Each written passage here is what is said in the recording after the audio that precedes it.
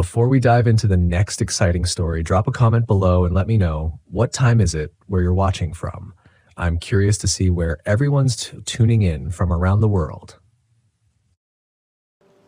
I never thought a simple weekend escape in my old Volkswagen camper could turn into something I wouldn't shake for years. You hear about scary camping stories, right? People losing their way, eerie noises, things that make your skin crawl in the dead of night. But when it happens to you, in the quiet embrace of the Appalachian Mountains, the fear doesn't just knock. It settles in, silent, patient, waiting, and it changes you. I've always been drawn to the mountains. The Appalachian Range, with its rolling green folds and dense forests, seemed like the perfect refuge from the chaos of everyday life.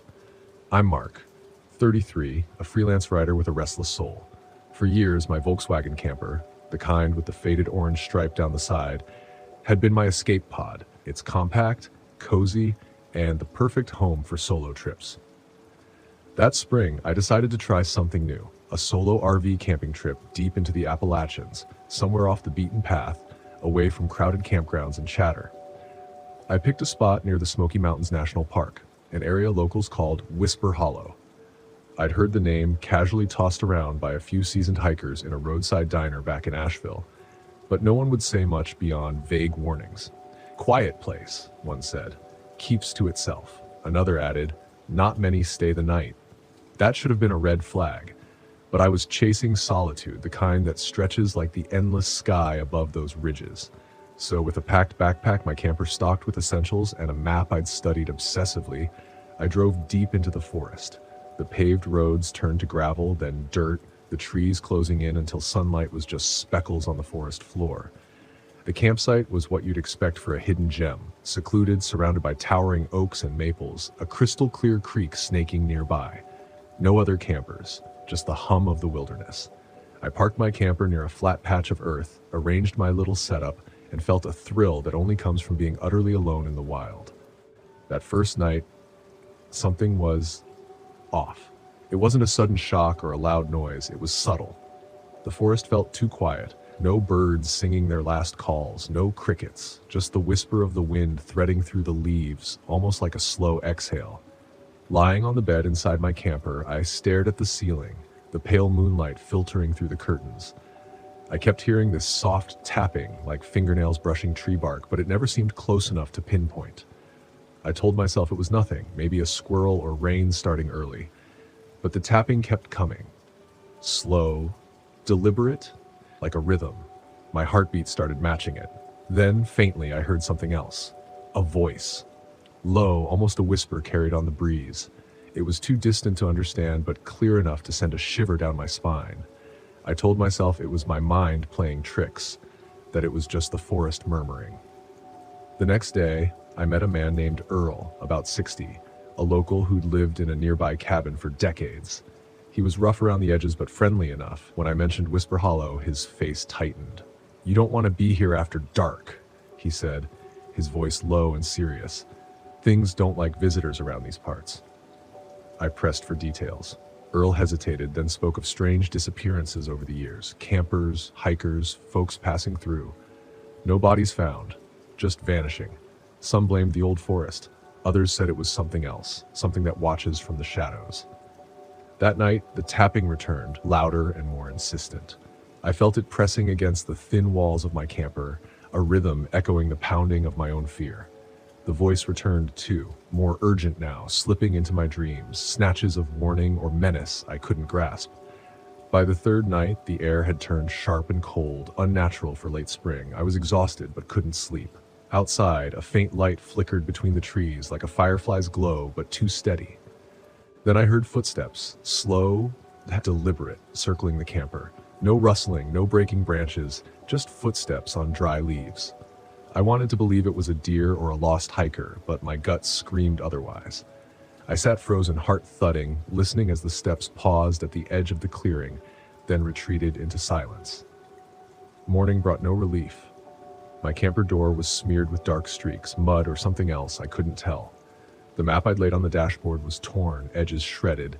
My usual sense of control slipped away.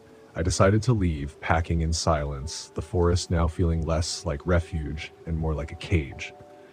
But as I drove down the narrow road, I caught a glimpse in the rearview mirror. Something tall, standing just beyond the tree line. It wasn't human. Not quite. That was the moment I understood. The Appalachian Mountains hold secrets not meant for casual visitors. They watch, wait, and sometimes reach out with whispers in the dark. The road back felt longer, narrower, like the trees were leaning in, watching me retreat. I kept glancing into the rearview mirror, half expecting to see that tall shadow trailing me, but it was gone. Still, the unease clung to me like a second skin. I told myself I was imagining things, letting exhaustion and the isolation twist my perception. But deep down, I knew something in Whisper Hollow didn't want me there. Back in my camper, parked at the edge of a small town a few miles from the mountain, tried to shake the memories, but sleep was a battlefield. Every creak of the van felt like footsteps, every gust of wind a whisper just beyond the window. My mind replayed those tapping noises, soft but unyielding, like a warning knocking at the door of my sanity. I went back to Earl the next day, needing answers. He didn't soften his tone. "There's old stories round here," he said, voice gravelly. "Folks talk about the Watchers. Not people, not beasts, something older. They say the forest keeps balance by taking what it needs." I laughed nervously. "Taking what it needs?" Earl looked me in the eye, steady and grave. "Sometimes it's just animals, sometimes it's people, especially folks who come poking where they don't belong." His words planted a seed of dread I couldn't uproot. I'd come looking for peace, for escape. Instead, I'd stumbled into something older than the trees themselves. That night, I forced myself to stay awake. I sat by the camper door, flashlight in hand, eyes scanning the dark woods. The tapping started again. Steady, deliberate. But this time, I followed it. Step by step, the rhythm led me away from the clearing, deeper into the forest, until I reached an ancient stone circle, half swallowed by moss and vines. The air grew cold, heavy with the scent of damp earth and decay. I felt eyes on me, not human eyes, but something far older. I didn't want to stay, but my feet rooted to the spot. Then a whisper, soft, unintelligible, brushed my ear like a breeze. The tapping stopped. The forest went utterly silent. Panic hit like a wave. I turned back, only to find the path behind me gone, swallowed by thickets. Darkness pressed in from all sides. I ran blindly, branches clawing at my skin, heart hammering. After what felt like forever, I burst through the trees and collapsed near my camper, breath ragged, body shaking. I packed everything at dawn, not daring to stay another minute. On the drive away, the weight in my chest didn't lift. I realized the mountains had tested me, shown me a glimpse of a world hidden beneath their calm exterior, a world where fear lives quietly, waiting. I never told many people about Whisper Hollow. Some things are too strange to explain. But every time I park my Volkswagen camper beneath a starry sky, I remember that silent tapping, the eyes in the dark, and the old stone circle where the forest whispered its darkest secrets. Camping in the Appalachian Mountains taught me this. The wild isn't just a place to escape. It's a living force, with unseen dangers lurking beneath the beauty. Respect it, listen carefully, and trust your instincts. Because sometimes, the scariest stories aren't the ones you hear. They're the ones you live. Even weeks after leaving Whisper Hollow behind, I could still feel that quiet pressure, the forest's weight, settling into the back of my mind like a slow, stubborn ache. I told myself I'd been foolish, that the fear was just my imagination running wild after days of isolation. But denial doesn't last long in the Appalachian Mountains. I found myself drawn back, unable to resist the pull of those mist-wrapped ridges and whispering woods. This time, I chose a different spot, a small, lesser-known campground near a creek called Raven's Rest, tucked away just beyond the park's edge. The locals called it peaceful, friendly, perfect for solo campers. I arrived mid-afternoon, the sun dipping low behind jagged peaks, painting the sky in bruised purples and fiery oranges. My Volkswagen hummed softly as I parked in a clearing surrounded by towering pines, their needles swaying with a slow, hypnotic rhythm. I unpacked slowly, letting the tension ease as I settled into familiar routines, setting up the camp stove, unrolling my sleeping pad, and lighting a small fire. But as the light dimmed, something shifted. The creek's gentle babble grew distorted, echoing like a chant just beyond hearing. The air thickened with a coldness that wasn't natural for early summer. My skin prickled as a faint scent, something smoky, almost like burning leaves, crept through the trees. I tried to ignore it, telling myself it was just the dying light playing tricks. But then I heard it. A low, rhythmic tapping again, softer than before but unmistakable. It came from the forest's edge, growing closer with each passing minute. I stood frozen, heart tightening. This tapping wasn't like the last time. It felt different, purposeful, like a signal. And then faint voices rose, unintelligible but urgent, weaving through the pines like a mournful song. Fear wrapped around me, slow and suffocating. I rationalized it. Maybe other campers were nearby, playing tricks or gathering firewood, but the campground was empty except for me. The voices, the tapping, they were something else. The darkness deepened, swallowing the edges of the clearing. I felt watched, hunted, though I couldn't see a thing beyond the trembling shadows. The forest seemed to press in closer, each breath a struggle against an unseen weight. Suddenly, a flash of movement caught my eye, a figure, tall and thin, slipping between the trees like smoke. I blinked, and it was gone. My heart thundered in my chest, cold sweat slicking my skin. I locked the camper door, windows rattling with the wind's eerie whistle. Inside, I tried to steady myself, but the tapping resumed on the camper's outer shell, slow, deliberate, echoing the pounding in my mind. I whispered to myself, "It's just the wind, just the wind." But deep down, I knew better. Hours passed in a torturous blur. Every creak, every snap of a twig sent me spiraling into dread. I was caught in a web of tension and suspicion. Was this a test, a warning, or something far darker? I tried to sleep, but the weight of unseen eyes and unspoken threats crushed the fragile calm. At dawn, the tapping stopped, the voices faded, the forest exhaled. I emerged from the camper, shaking to find strange markings carved into the bark of nearby trees, symbols I didn't recognize, jagged and raw. They felt ancient, like warnings etched by hands long gone. I packed quickly, my hands trembling. As I drove away, the Appalachian Mountains loomed behind me, silent and inscrutable, as if hiding their secrets beneath layers of mist and shadow. That trip taught me that fear in the wild isn't just about what you see or hear. It's the quiet unease creeping into your soul, the suspicion that you're never truly alone, and the dread that maybe, just maybe, some places aren't meant for us to linger. The following weeks passed in a haze of restless nights and tangled thoughts. I kept replaying those nights beside the creek, the tapping on my camper, the eerie carvings, the feeling of being watched by something that didn't belong in this world, or maybe belonged too much. Every time I tried to dismiss it, the memory clawed back stronger, tighter. I decided to return one last time. Not to challenge whatever lurked in the shadows, but to understand it, to face the quiet menace that had seeped into my mind. I needed closure. The Volkswagen felt different that day, packed not just with gear, but with a creeping sense of inevitability. This time, I camped near an old logging trail that locals called Devil's Path. The name alone should have stopped me, but curiosity and stubbornness won. The woods here were dense, thick with ancient trees that loomed like silent sentinels. The ground was damp, the air heavy with the scent of pine and decay. As night fell, the temperature dropped sharply. The forest went unnervingly still, as if holding its breath. The usual chorus of night sounds, the owls, the frogs were absent, swallowed by the pressing silence. Then it began. The tapping, slower now like a heartbeat measured in seconds. I stepped outside, flashlight in hand, tracing the sound into the dark. My breath fogged in the cold air, and every step felt like sinking deeper into a dream I didn't want to have. Through the trees, I glimpsed movement.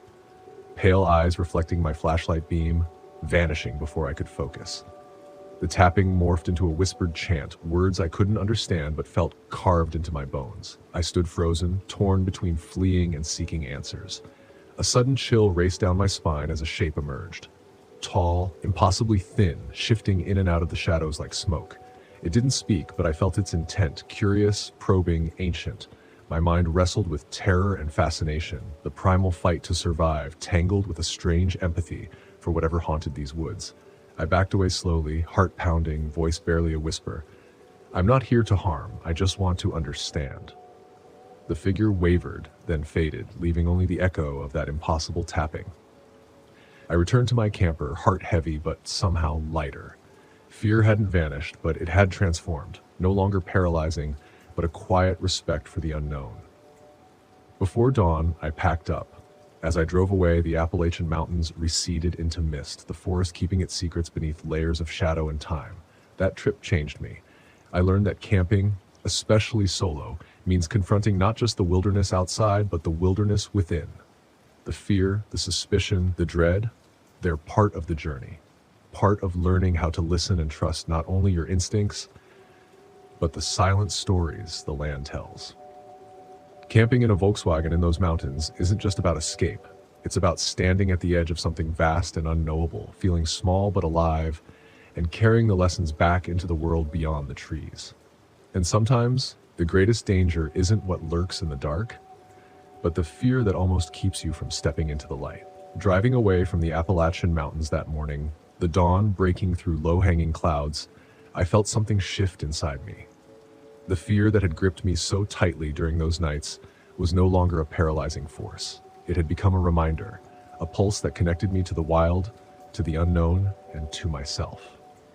There's a raw truth about solo camping in places like these. The dangers aren't just out there in the forest shadows or in strange noises echoing through the trees. They're inside you.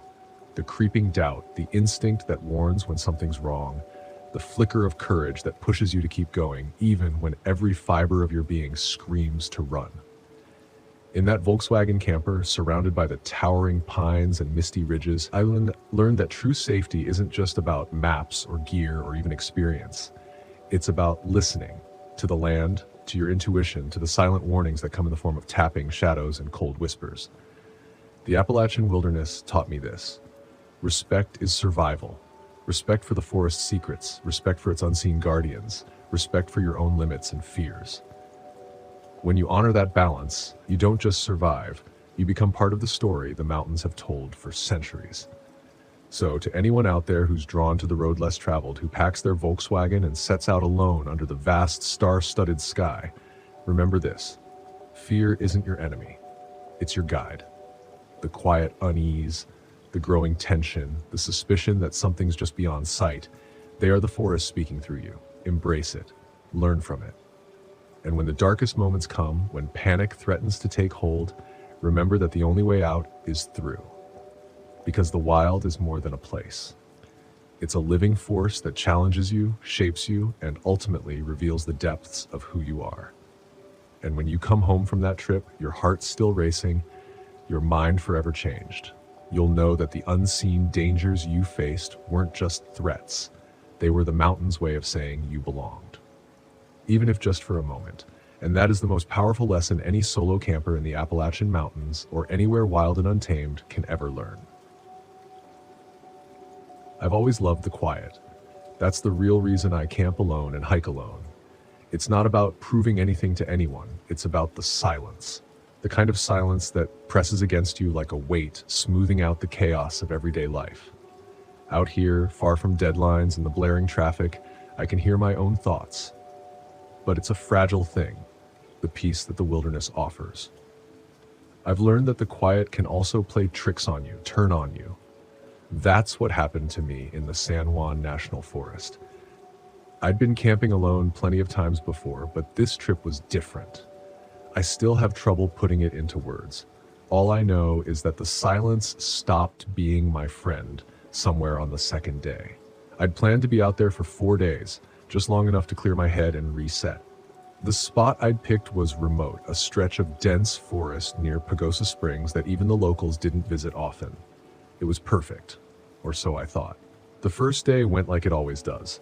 The drive up was uneventful, and after a few hours of hiking, I found the perfect campsite. It was tucked away by a creek, surrounded by towering pines, with a small clearing just big enough for my tent and fire pit. I felt that familiar rush of excitement as I set up camp, the freedom of being out here completely alone, with nothing but wilderness around me. That first night was easy. I sat by the fire, listening to the water rush over the rocks in the creek. I wrote in my journal a bit, mostly just notes about the hike and some thoughts about work. Then I crawled into my tent, ready to sleep. The silence was comforting at first, as it always is, but I woke up in the middle of the night to something strange. It was subtle, just a faint whispering sound, like the wind picking up through the trees. I brushed it off, telling myself it was nothing, and eventually drifted back to sleep. The next day, things started to go wrong. I woke up later than I'd planned, the sky already a pale blue overhead. My stove was acting up, which was weird because it had worked fine the night before. It just wouldn't light, no matter what I tried. I ended up eating cold granola and packing up my camp, ready to move deeper into the forest. That's when I noticed my GPS wasn't working. I'd had reception when I camped here before, but now my phone was useless, no signal at all. I wasn't worried yet, though. I'd brought a map, and I knew the area well enough to navigate without technology. Still, the feeling that something wasn't right settled in, and I couldn't shake it. The hike was harder than I expected. My legs felt heavier, like the air itself was weighing me down, and the forest was quiet. Too quiet. Normally, you'd hear birds or the occasional rustle of squirrels in the underbrush, but today, it was just still. The silence felt unnatural. I found another campsite by late afternoon, a little further into the woods next to a meadow that looked untouched. I set up my tent quickly, eager to get a fire going, but as I worked, the feeling of being watched crept up on me. I couldn't shake it. Every time I glanced over my shoulder, nothing was there, just trees and shadows. But the sensation wouldn't leave. That night, I heard the whispers again. This time they were louder, clearer, and they weren't random. They were saying something. My name. I sat up in my tent, my heart pounding.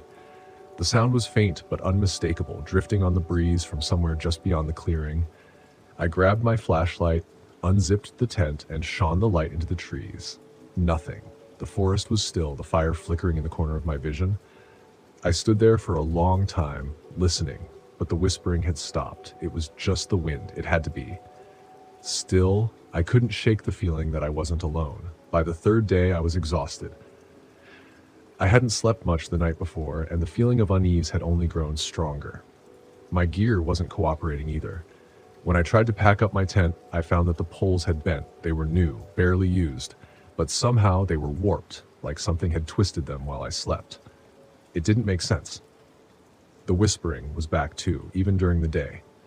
It followed me as I hiked, a faint sound on the edge of hearing, like someone walking just out of sight. I kept telling myself it was the wind, but deep down, I knew something wasn't right. I wasn't alone out here. Then there was the whistling. It started around midday, just after I'd set up my third camp. At first, I thought it was a bird, but the sound was too deliberate, too human. It came from somewhere deep in the woods, a high, clear note that echoed through the trees. I froze, listening. The sound grew louder, closer, then stopped as suddenly as it had begun. I called out, hoping it was another hiker, someone who'd stumbled across my camp, but there was no response, just silence. I tried to stay calm, but the sense of being watched was overwhelming. Now it felt like something was circling me, just beyond my vision, waiting. That night, the whispers didn't stop. I lay in my tent, wide awake, listening as the sound of my name drifted through the trees. It was faint at first, like it had been the night before, but as the hours passed, it grew louder, more insistent. Dylan. I grabbed my flashlight and stepped outside, the cold night air biting at my skin. The fire had died down, casting long flickering shadows across the clearing. I scanned the trees, heart racing, but there was nothing, just darkness. I was about to crawl back into my tent when I saw something move, a shadow slipping between the trees. I froze, my breath catching in my throat. It was too big to be an animal, and it was moving too deliberately, like it was watching me, waiting. I turned off my flashlight and backed into the tent, my mind racing. I'd never been this scared in the woods before, not once in all the years I'd camped alone. But now there was something out there. I could feel it. I zipped the tent shut and tried to calm my breathing, but the whispers were inside my head now. They weren't just outside, they were all around me. Dylan. Dylan. I didn't sleep at all that night. I sat in my tent, clutching the flashlight, listening as the whispers circled me. Sometimes it sounded like one voice, sometimes several, but it was always the same soft, insistent calling my name. By dawn, I couldn't take it anymore. I packed up my gear as quickly as I could, my hands shaking. I didn't care where I was going anymore. I just needed to get out of these woods. But as I started hiking, the whistling began again. This time it was closer, following me like something was walking just behind me, whistling a slow, eerie tune. I didn't stop to look. I didn't want to see whatever it was. I just kept walking faster and faster until I was practically running down the trail. But then I heard it, the unmistakable sound of footsteps behind me. I froze, heart pounding in my chest, and slowly turned around. There, standing just at the edge of the clearing, was a figure. It was tall and thin, its skin pale and stretched tight over its bones. Its eyes were hollow, and its lips were curled into a grin. It stood there, staring at me, its head cocked to the side as if amused. I couldn't move, I couldn't breathe. The whistling had stopped, and now there was only silence. A silence so thick it pressed down on me like a weight. The figure didn't move. It just stood there, watching me, waiting. I don't know how long I stood there, frozen in place, but eventually I turned and ran. I ran until my legs burned and my lungs felt like they were going to burst. I didn't stop until I reached the trailhead where my car was parked. When I finally looked back, the figure was gone. I never told anyone what happened in the San Juan National Forest. Not really. I tried to explain it to myself 1,000 different ways. Exhaustion, anxiety, maybe even altitude sickness. But none of that explains the whispers or the whistling or the figure that watched me from the trees. I haven't been camping since. My name is Lennox Fitzgerald, and this happened back in 2022 in Lake George, New York, when I took a trip in my old RV, looking a bit of peace away from my job at the local hardware store. I always like to think of myself as an easygoing man, good with a wrench, and better with a corny joke. If you asked me for a screwdriver, I might have handed Phillips with a lime wedge on the side. Folks at work told me I needed to get out more, so I drove my RV upstate, hoping to unwind. The best part of an RV trip is that your bed is right there, and you never have to worry about pricey motel rates or suspicious sheets. The route took me around winding roads with tall pines on both sides. Lake George was supposed to be calm this time of year, with fewer tourists crowding the water. When I arrived, I saw a couple of boats moored along the shore. Beyond them, the lake shimmered like dull metal under a cloudy sky. I parked my RV at a quiet campground. The fellow at the reception kiosk gave me a wave and mentioned he was heading out soon. He asked if I was all right with being the only person staying there for the night. I shrugged and said, I liked the solitude. A narrow trail led down to the lake, where the breeze carried a faint smell of wet leaves. I strolled along the water and noticed how the heavy clouds hung low. It felt like we were in for a storm. I found an old wooden dock, so I sat at the edge, letting my feet dangle. A few mallard ducks floated by, quacking like they were telling jokes of their own.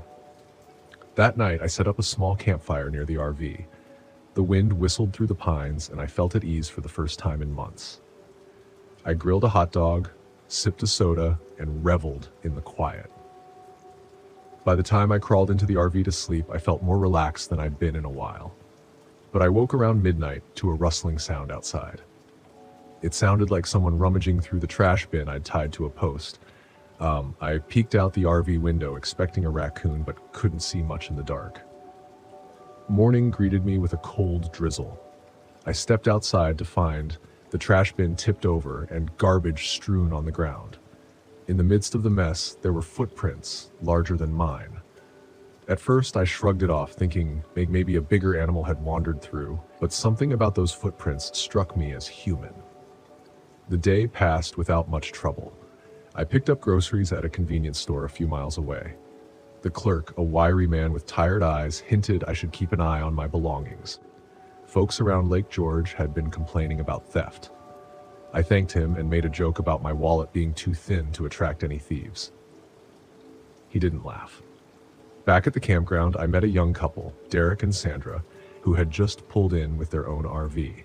They were friendly enough, offered me a beer, and asked about local fishing spots. We talked for a while, trading travel tales. I was glad to have neighbors. Solitude is great, but having someone to chat with once in a while can be a relief.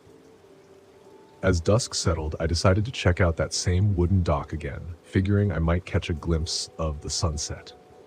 Derek and Sandra said they'd join me. The three of us walked down the trail, joking about how Lake George had more trees than people. The air felt cooler, and a hush blanketed the water. Then I spotted something floating in the shallows. At first, I thought it was driftwood, but as we got closer, we realized it was a body. A man's body. His eyes were open, and there was no mistaking what had happened. His clothes were drenched, and dark stains were visible around his abdomen. There was a jagged wound across his chest. Sandra let out a gasp, and Dererick looked like he might be sick. My hands began to shake. That smell of wet leaves turned into something metallic and bitter. We scrambled back to the campground to call the authorities, but the phone lines in the reception kiosk were dead, and none of us had reliable cell reception out here. Derek tried to climb a small hill to get a signal. Sandra and I waited at the camp's entrance, listening to the wind in the trees. Every shadow felt like it might hide someone. Finally, Derek managed to connect with the local police, and they promised to send someone. Night fell, but no cruiser arrived. Around 10, we heard the crunch of gravel. Headlights flickered between the pines. Relieved, we rushed out. But the vehicle that rolled into view wasn't a police car. It was a rusted pickup. Its front bumper held on with wire. A tall man stepped out. He had broad shoulders, frayed jeans, and a shaved head with a long scar down one side of his face. He carried himself with a slouch like he had all the time in the world. He asked if we were the ones who called the police. His voice was steady and unnerving, too calm for a man standing in a dark, empty campground. We nodded, explaining what we found at the dock. The man said, "That's so?" and narrowed his eyes. Then he took a pistol from behind his back and leveled it at Derek's chest. Sandra screamed. My throat went dry. The man told us to get on our knees, one hand still on that gun. I tried to keep my voice steady, asking him what he wanted. He smirked, said something about how we'd seen too much and that we were messing with his business. That body in the lake must have been someone he'd crossed or someone who owed him. I realized we were dealing with a killer who thought we were witnesses. I glanced at Derek. He looked terrified. Sandra's face was pale, tears running down her cheeks. I tried to crack a joke about how we had no idea what we'd seen, but my voice quivered and it came out all wrong. The man told me to shut up. Then he forced us to walk toward the edge of the campground near a thick cluster of trees. He was marching us deeper into the forest. My heart pounded so loud that I could hardly hear anything else. Through the dark, I could make out shapes, a tangle of branches, the slope of the ground, and a faint glint of water through the trees. I swallowed hard, thinking I might never leave that campground alive. Suddenly, Derek shoved the man's arm and tried to grab the gun. The shot echoed, and Derek hit the dirt, not moving. Sandra screamed. I lunged forward, tackling the man's legs, hoping to knock him down. He stumbled, firing another round. The noise tore through the night. I braced for the worst, but somehow I stayed on my feet. He lost his grip on the weapon, and it clattered on the ground. Sandra scrambled, snatched the pistol, and pointed it at him, hands shaking. He snarled at her to drop it, slowly rising from the ground. I saw Dererick's limp body in the darkness. I bit back a wave of panic. My eyes flicked toward Sandra. She was trembling so hard I thought she'd dropped the gun. The man lunged at her. Instinct kicked in. I scooped up a heavy branch that was lying on the ground and swung it with all I had. It cracked against the side of the man's head. He went down moaning, blood trickling from his temple. For a second, I stood there panting, hardly believing what I'd done. We rushed to Dererick's side. He was gone. There was no doubt. I couldn't breathe. Sandra let out a hollow sob, tears staining her cheeks. We clung to each other, grief and fear mixing into a numb wave of shock. The man on the ground wasn't moving anymore either. Whether from the blow or from the gunshot that went off during the scuffle, I wasn't sure. Eventually, the local police arrived, lights flashing against the tall pines. They questioned us for hours, tried to make sense of the scene. The paramedics covered Dererick's body. They found the other man's body as well. Turned out he was known for dealing in stolen goods and suspected of murder. The man in the lake had likely been one of his associates. Sandra and I gave our statements, shaking and exhausted. When they let us go, dawn was creeping over Lake George and the water looked cold and lifeless. We stood by the dock, two stunned people who had come up here for a break from life, only to leave with nightmares that wouldn't fade. I still picture Derek lying there, and I remember the weight of that branch in my hands.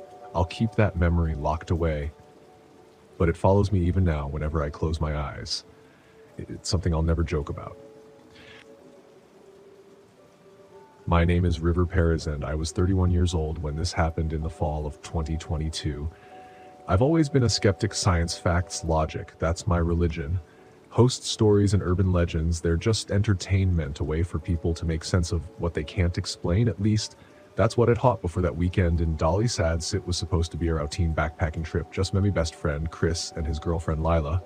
Chris and I had been hiking together since college, and while Law was newer to the group, she was no rookies. He'd done some Appalachian trail sections and could hold her own. The plan was simple: 3 days in Dolly's wilderness, a rugged stretch of land in West Virginia known for its otherworldly landscapes.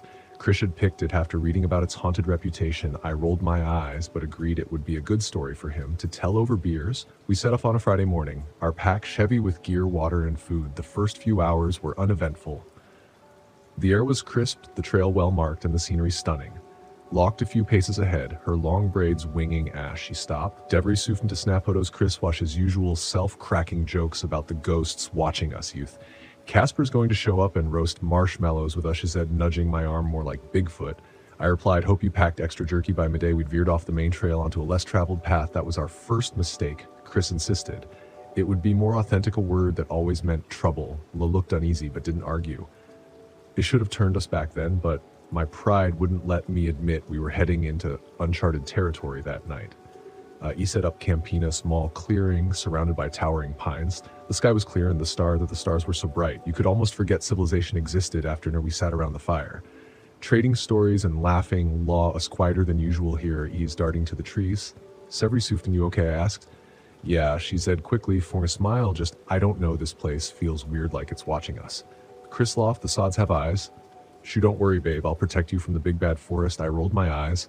Let's call it night, long day tomorrow. We crawled into her tents and I was out within minutes, but sometime in the middle of the night, I woke to the sound of whispers, faint like they were carried on the wind. I lay still, straining to hear. It wasn't words exactly, more like a murmur, but it felt deliberate. I grabbed my flashlight and unzipped the tent. Chris, I called softly, no answer. Is wept the beam across the clearing. Nothing, just the flicker of dying embers in the fire pit and the sway of the trees. I chalked it up to my imagination and went back to sleep the next morning. La looked, pale dark circles under her eyes. You okay? Car. Isa's pouring her act of instant coffee. She hesitated. I heard something last night. Whispering. Chris grinned. See, it hold you ghosts. They probably wanted some s'mores. I expected her to laugh, but she didn't. Instead, she shot me a look like she was silently asking if I'd heard it too. An odd in her face tightened. We packed up and moved on, but the mood was different. Lake glancing over her shoulder, and even Chris was quieter than usual by midday, where GPS started acting up, refusing to lock onto satellites. I pulled out the paper map, but it was now, so the terrain didn't atch anything on it. We were lost. Let's just backtrack. Is Ed trying to keep my voice steady? Chris shook his head. We're fine. The trail's got to be around here somewhere. We pressed on, but the more we walked, the stranger things became. The trees seemed closer together, their branches intertwining like skeletal hands. The air felt the AV almost suffocating. And then there were the hoof prints in the mud, but not from any deer. They were too deep, too large, as some even looked like they ended and clawed to as. It tried to dismiss them, but La froze when she saw them. This isn't Nor. Malshu whispered. Chris shrugged. Probably just an old cow. We're something in the middle of Dolly Sod. She's napped. We're miles from any farms. We kept walking, but the tension was palpable. That evening, we stumbled upon a clearing with a circle of stones in the center. At first, I thought it was a fire pit, but as we got closer, all the bones, animal bones, bleached white and arranged in strange patterns. Chris let out nervous laugh. Well, that's not creepy at all. We need to leave, Lila said firmly. Now, it's just some weirdo's idea of art, Chris said, but even he looked uneasy. Let's camp somewhere else. We moved another mile before setting up camp. But none of us slept well. The whispers came again, louder this time and closer. They weren't just sounds, they were voices calling our names. Around 3 a.m. I heard what sounded like Chris outside my tent, his voice low and urgent. River, come here. I unzipped the tent, but he wasn't there, just darkness and the rustle of leaves. When I checked his tent, that was sound asleep. Then next morning, Lair refused to go any further. I'm done, she said, her voice shaking. We need to go back. We don't even know which way back. Is Chris argued. Then we stay put and wait for help out here with no signal. Now, as I did with Christ, I regretted it. Almost immediately by midday, we were hopelessly lost, the forest closing in around us. That's when it took Chris. He'd wandered off to relieve himself, while Lila and I rested by a fallen log. 5 minutes passed, then 10. When he didn't come back, we called his name, no answer. I grabbed my flashlight and started searching. close behind. We found him an hour later, or what was left of him. He was hanging from a tree, his face twisted in terror, his body mangled like something had torn him apart. Leia screamed, and I barely kept from throwing up. Wouldn't stay to examine him. Were ran by nightfall. We were utterly lost. The whispers followed us louder, now more insistent, and then we saw it. A figure at the edge of our firelight. It looked human, but its limbs were too long, its head tilted unnaturally, its glowing eyes burned into me. When it spoke, it used my voice.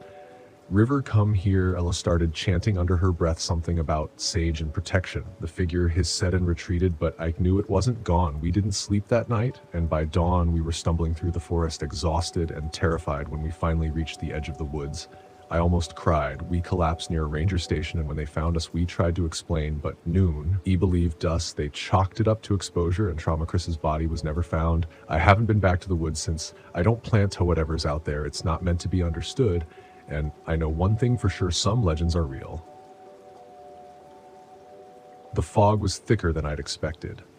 I pulled my RV into a secluded clearing in Pisgah National Forest and stepped out into the damp air, the smell of wet earth heavy in my nose. Everything was muffled, as though the forest was holding its breath. The trees were shrouded in mist, their trunks fading into the gloom, and the trail I had heard so much about was hidden somewhere out there, waiting for me. I'd come here to find something unique. My vlog had been stagnating, and I needed a fresh angle. A fellow hiker had mentioned an unmarked trail, a path that didn't appear on any maps, one that locals said disappeared and reappeared as though it had a life of its own. Perfect. If I could document it and film the mystery, my audience would eat it up. I grabbed my camera and set it up, filming a quick introduction. Hey everyone, it's Nate here, and I'm in the middle of the misty Pisgah National Forest, about to track down the infamous Vanishing Trail. Legend says this path comes and goes, and people who wander too far down it don't come back. Let's see if that's true. I packed up my gear and set off into the fog. The forest was silent, the only sound my boots crunching on the damp leaves. I had a GPS in my pocket, just in case, but I didn't plan to use it unless things got really bad. I wanted to go off the grid, find this mysterious trail, and see if there was anything to the rumors. I'd always been a skeptic. Ghost stories and folklore were fun to tell around a campfire, but not much else. As I walked, the fog thickened, swallowing the trees. It clung to my skin, cold and heavy. It wasn't long before I found the first strange marker, a stone slab jutting from the ground, its surface covered in symbols, strange spiraling shapes that didn't look like any language I knew. I filmed it, talking into the camera as I described the find. This looks like something from an old burial ground, but there's no mention of this on any maps. Really makes you wonder what else is out here, hidden beneath the fog. I kept moving, the trees closing in tighter. The trail I was following became fainter, more overgrown, and soon it was little more than a game trail, barely wide enough to follow. I pushed forward, keeping my camera rolling, but after another hour of hiking, the trail simply disappeared. One moment there had been a clear path, and now it was gone, swallowed by the forest. The mist curled around the trees, thick and almost suffocating. But I was certain I'd been on the right trail. I checked my GPS, but the signal flickered weakly. The screen showed that I was in the middle of nowhere. No path, no landmarks, just a blank screen with a blinking dot. Me, standing alone in the fog. "Okay," I muttered. "You've dealt with worse." I turned back the way I'd come, but the forest looked different now. The trees seemed closer together, the undergrowth denser.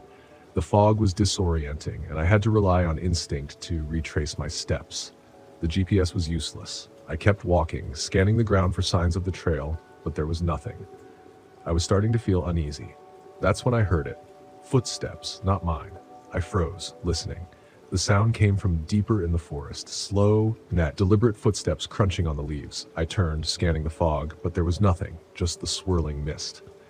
Then, out of the gloom, a figure emerged. An older man, his clothes tattered and damp, his eyes wide and vacant. "Hey," I called, my voice echoing through the stillness. "You lost too?" The man looked at me for a moment, then shuffled forward. He seemed off. His clothes were torn, his face pale, and there was a distant look in his eyes like he wasn't entirely there. "I've been walking for days," he said, his voice hoarse. "The trail, it keeps changing." "Are you okay?" I asked, stepping toward him. He shook his head. "No one's okay out here. I frowned, feeling a cold knot of fear tighten in my stomach. What do you mean? The trail, it moves. I've seen it, watched it disappear and reappear. It's not just a path, it's the forest. It doesn't want us to leave. I stared at him, my mind racing. This guy was either delirious or onto something. Either way, I didn't like the way he was talking. Look, I said, pulling out my GPS. We can find our way back. The man glanced at the GPS, then back at me. It won't help, the forest is messing with it. I didn't believe him. I couldn't. I was a rational guy, and this was just a forest. I'd get us back to my RV, get him some help, and be done with it. But as we walked, things got stranger. The mist thickened, wrapping around the trees like a living thing. The forest seemed to shift with every step. What had been an open path a moment ago was now choked with brambles. When I looked back, the trees seemed to loom closer, twisting into unfamiliar shapes. The man, whose name I learned was Eli, grew more agitated with every passing minute. "It's watching us," he muttered. "It knows we're here." "Who's watching?" I asked, growing impatient. "The forest," he said, his voice barely a whisper. "It's alive, and it's been here long before we were." I ignored him, focusing on the GPS, but even that was failing me. The screen flickered, the signal cutting in and out.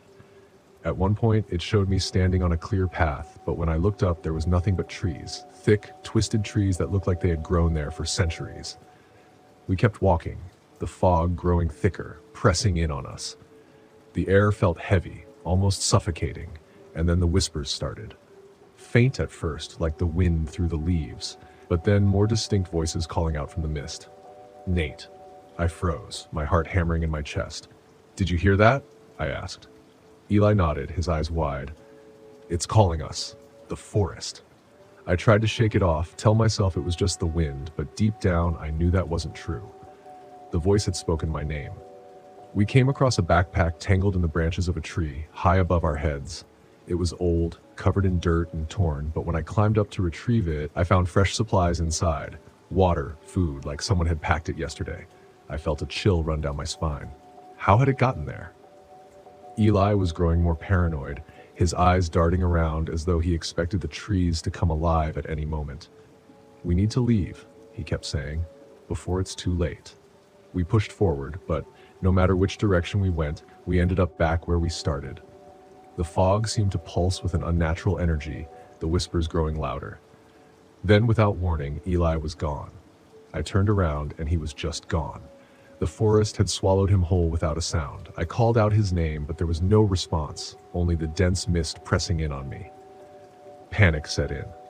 I was alone, lost in a forest that didn't want me to leave. The GPS was useless, and my camera was flickering, showing distorted footage of things I hadn't seen. Shadows moving in the trees, figures lurking just out of sight. I started running, my breath coming in sharp gasps. The trees twisted and shifted around me, the fog so thick I couldn't see more than a few feet ahead. Every time I thought I'd found a way out, the forest closed in, trapping me in a maze of branches and brambles.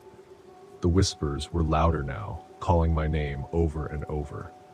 My camera caught glimpses of movement, dark figures moving through the mist, vanishing before I could focus on them. I didn't know what was real anymore. The forest seemed to warp around me, bending reality to its will. Then, just as suddenly as it had begun, the fog broke. I stumbled out of the trees and found myself back at my RV. The mist lingered at the edge of the forest, but it didn't follow. I didn't wait. I grabbed my keys, threw my gear into the RV, and drove off, my hands shaking on the wheel. I didn't stop until I was miles away, the forest a distant memory in the rearview mirror. Back home, I reviewed the footage. I expected to see the horror I'd witnessed, the proof of the vanishing trail and the strange shifting forest. But the videos showed nothing. The trail looked normal. The mist wasn't as thick, and Eli wasn't in the footage at all. It was like he'd never existed. I tried to tell myself it had been a bad trip, that my mind had played tricks on me. But deep down, I knew the truth. The forest had let me leave, but it hadn't forgotten me. And I had a feeling it was waiting, somewhere in the mist, for me to return. My name is Emery Boyd, and this happened to me back in 2019 near White Sands, New Mexico, while I was traveling alone in my old RV.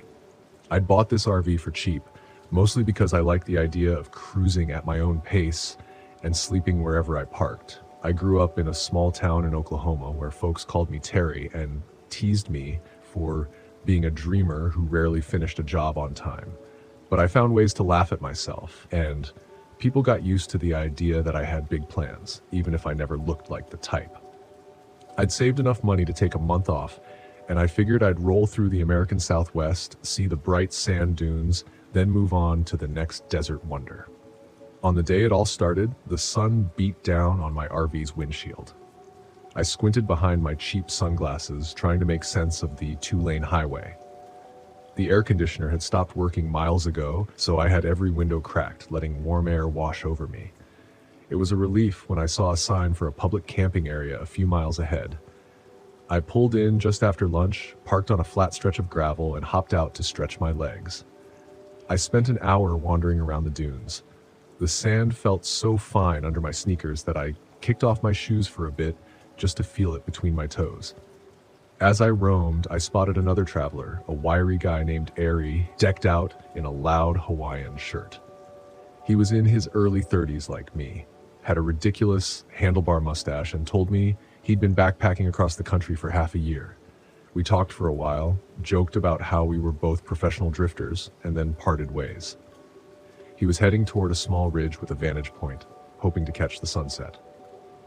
I returned to my RV, made myself a sandwich, and thought about the evening ahead. Soon the wind started picking up, tossing fine grains of sand against the RV's sides. The sky took on a pale yellow hue that made everything feel washed out. That's when I noticed a green pickup truck parked way off at the edge of the campground. I hadn't seen it before. Through my window, I watched someone get out and look in my direction. I waved, trying to be friendly, but the figure just turned away and walked around the truck. By sunset, the wind had calmed. A brilliant pink and orange glow covered the dunes, and I stepped outside to watch the last light fade. I spotted Eerie again in the distance, climbing down from the ridge, and I raised a hand to greet him. He waved back, but then jerked his head toward that same green pickup, which sat in a crooked angle behind a large mosquite bush.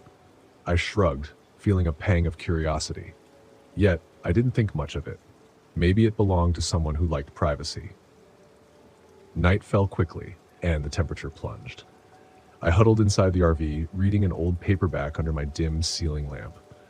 My eyes started to drift shut when I heard the faint sound of footsteps scraping in the sand outside. I turned off the light. My heart gave a jump, even though I told myself it could just be Eerie or another camper passing by. Through the side window, I saw a silhouette move across the dunes. They circled behind my RV, paused, then continued on. I was about to open the door when a scream shattered the stillness. It was sudden, raw, and cut off too fast. I froze. My hands shook, and I fumbled for my phone. There was no signal. I tried to tell myself it might have been an animal, but it sounded human. I flipped off the overhead lamp, stepped outside quietly, and peered around the corner. The full moon lit the dunes with a pale glow, and I thought I saw movement near the green pickup. For a second, I considered driving off, but I worried someone might be hurt. I edged forward, my sneakers crunching the sand. That's when I saw the shape of a body, slumped against a rock. It was Eerie's bright shirt, impossible to miss. I remember a cold jolt coursing through me at the sight of his arm twisted at a bad angle. He wasn't moving. My breath caught in my throat.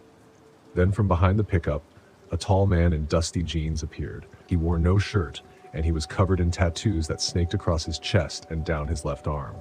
He was wiping a blade on his pant leg. I stood there too stunned to speak or move. He must have seen me out of the corner of his eye because he darted behind the truck. I heard the sound of metal scraping.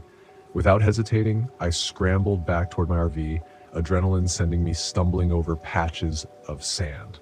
I slipped, but managed to catch myself. When I glanced back, I saw him sprinting toward me with a tire iron in one hand and that blade in the other. I yanked open my RV door and dove inside, slamming it shut. My keys were in my pocket, so I fumbled to get them into the ignition. The engine coughed once, then roared to life. Before I could shift into drive, the window beside me exploded. He'd smashed it with the tire iron. Glass shards flew across the driver's seat and stung my arm. I yelled and jerked the steering wheel. The RV lurched forward, but he tried to grab hold. His arm reached through the busted window, swiping at my face with the blade. I ducked and stomped the gas pedal. The heavy vehicle churned through the sand, surging onto the dirt road that led out. I heard him shout something, though I couldn't make out the words. My side mirror clipped a small cactus, jarring the entire frame. He lost his grip on the window and fell away. I didn't look back again. I just kept driving until I reached the main highway. My heart pounded so hard that I worried I might pass out. Once I was a few miles down the road, I slowed, gasping for air. I forced myself to think clearly. Eerie was dead. I'd seen the body, seen the blood staining that ridiculous Hawaiian shirt. I had to find help. My phone still showed no signal. That was no surprise out in the desert. So I kept driving until I spotted a gas station sign flickering in the distance. At the gas station, I pulled in and stumbled out of the RV. The teenage clerk inside looked startled by the sight of me covered in sweat and bits of glass. He let me use the landline, and I called the local sheriff's office. I tried to keep my voice steady as I explained what had happened. Within 20 minutes, 2 deputies arrived. I tried to describe the man's tattoos, his height, and the green pickup. They asked me to lead them back to the spot, so we formed a small caravan, my battered RV and their cruiser winding along the dusty highway. When we returned to the dunes, the green truck was gone. So was Eerie's body. I felt a sick twist in my stomach at the empty ground. My footprints and tire tracks were still visible, but there was no sign of the man. The deputies searched the area with flashlights. One of them found a dark patch of blood soaked into the sand near a rock. They marked the spot for evidence, but there was no telling where the killer had fled. The senior deputy said they'd look for a truck matching my description, and they took my statement back at their tiny substation. After giving a formal account, I parked the RV behind the station for the night. I barely slept. Every time I closed my eyes, I saw Eerie's face. I also heard that terrible scream echoing over and over. The next morning, I patched the broken window with some cardboard the deputies offered me. They suggested I stay around town, but I didn't have the stomach for it. All I wanted was to get out of there and let them handle the investigation. Before I left, one of the deputies pulled me aside. He said they'd found shoe prints matching the suspects near the bloodstain, plus some empty bullet casings by a dune.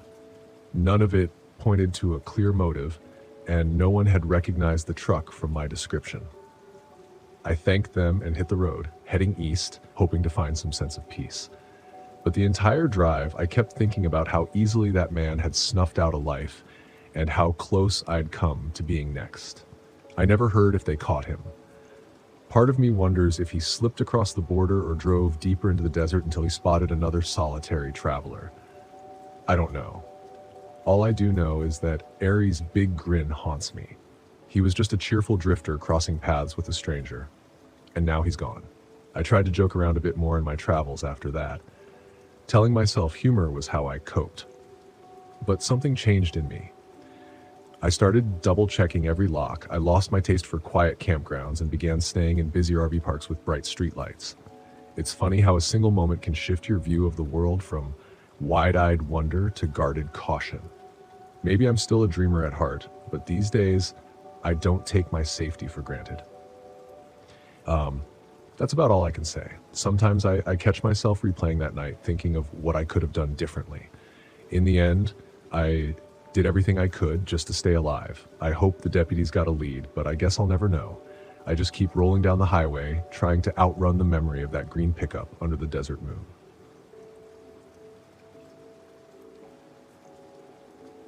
My name is Finley Walker, and it was back in 2019 when I set off in my rickety RV toward the Smoky Mountains in Tennessee. I'd been meaning to make this trip for years, dreaming of peaceful evenings by a campfire, maybe some half-decent fishing and stargazing with my trusty mutt, Lou. Lou was about the only company I had left after a messy divorce and a career that went belly up. So there we were, just a man, his dog, and the open road. Sounded good on paper. The first few days went smoothly. No phone calls, no work stress, just me and Lou with the mountains rolling past, but on the pulled into a secluded clearing I'd scouted online, planning to stay there for the night. The place was dead quiet, and the air felt still, like the whole world had hit the pause button, a perfect spot, or so I thought. That night, as I was trying to get a fire going, I heard something that sounded like footsteps just beyond the tree line. I brushed it off as a deer or some other wildlife, maybe hoping it wasn't a bear. The footsteps would stop when I stopped moving, like whoever or whatever it was had no interest in being discovered. I'd crack a joke, but it didn't exactly feel like a time for humor. The noises stopped around midnight, just as abruptly as they'd started. I was relieved, chalking it up to paranoia or some animal passing through.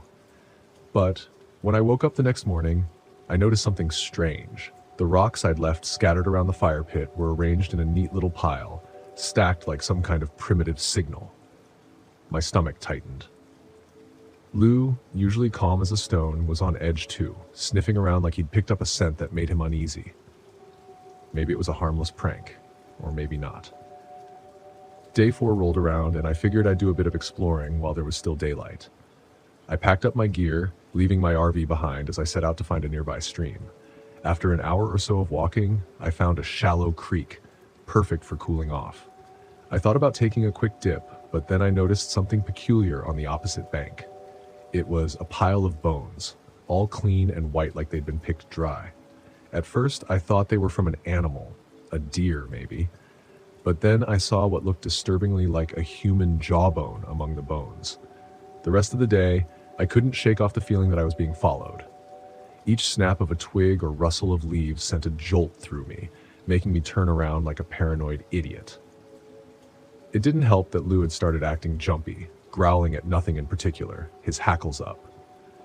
I'd laugh if it weren't so unsettling. I headed back to the RV as fast as I could without making it look like I was running. The whole forest felt different now, like it was hiding something, or someone. I locked the RV door that night, pulled down all the blinds, and settled in with a flashlight and a bottle of whiskey, figuring I could sleep off the fear. But around midnight, I heard it again. Those footsteps. This time they were closer, circling the RV, deliberate and slow. My heart pounded so loud I was sure Lou could hear it. I peeked out of a small gap in the blinds, and what I saw nearly made me drop the flashlight. A man, pale and gaunt, was standing just a few yards away, his face turned toward the RV. He looked as if he hadn't seen sunlight in years, his skin almost translucent with dark patches like bruises on his arms and neck. He had something in his hand, a large hunting knife, which he was tapping against his thigh in a steady rhythm. I swallowed hard and forced myself to stay still, hoping he'd go away if I didn't make a sound. But he didn't. He just kept standing there, staring at the RV like he could see through the walls. Then he started laughing, a low, humorless chuckle that made my skin crawl. Lou, bless his heart, stayed quiet but pressed against me, every muscle in his body tense. After what felt like hours, the man finally moved. He turned and walked back into the trees, leaving only his laughter echoing in the dark. I waited, every nerve in my body on high alert, but eventually I drifted off, too exhausted to stay awake any longer. The next morning, I checked outside. There were fresh boot prints all around the RV, along with deep gouges in the dirt where he had dragged the knife. The rocks from my fire pit were scattered again. Only this time, they were arranged in a shape I couldn't quite recognize, like some strange symbol. I knew I had to leave, but my RV wouldn't start. It had been running fine all week, but now it was as dead as a doornail. I tried to radio for help, but all I got was static. It was like someone, or something, wanted me to stay. Panic started setting in, but I knew I couldn't lose my cool. I grabbed a small hatchet I'd packed and decided I'd hike out of there if it came to it. Lou and I could cover a few miles to the nearest road. As I prepared to leave, I spotted something hanging from a nearby tree. It was a crude scarecrow made of sticks and what looked like animal fur with a human skull perched on top. The jaw was missing, just like the one I'd seen by the creek. My gut twisted. This guy wasn't just out to scare me. He wanted to make sure I knew he was watching. Waiting. I didn't waste any more time. Lou and I headed down the trail, sticking close to the path, moving as fast as we could, but the feeling of being followed never left me. I kept glancing over my shoulder, half expecting to see that man standing there with his knife. After a few hours of walking, I heard a voice calling my name. It was low, almost a whisper, but unmistakable. I couldn't tell where it was coming from, but it was close.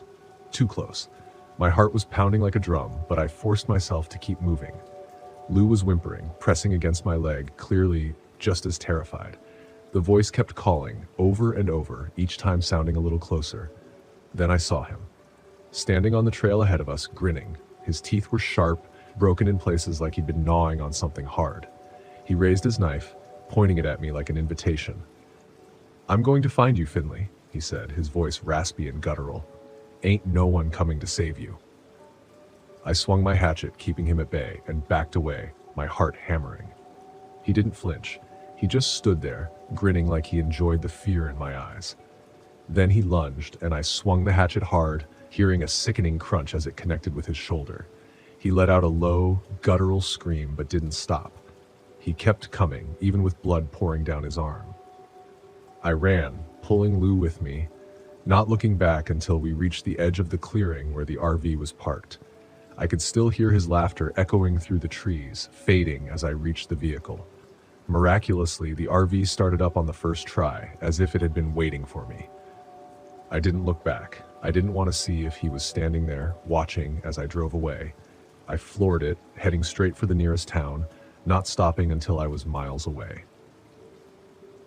When I finally reached a gas station, I stumbled out, barely able to speak. The attendant took one look at me and called the cops. A few hours later, after I'd calmed down enough to explain what happened, they sent out a search party. They didn't find him, just the remains of that makeshift scarecrow and the symbols etched into the dirt.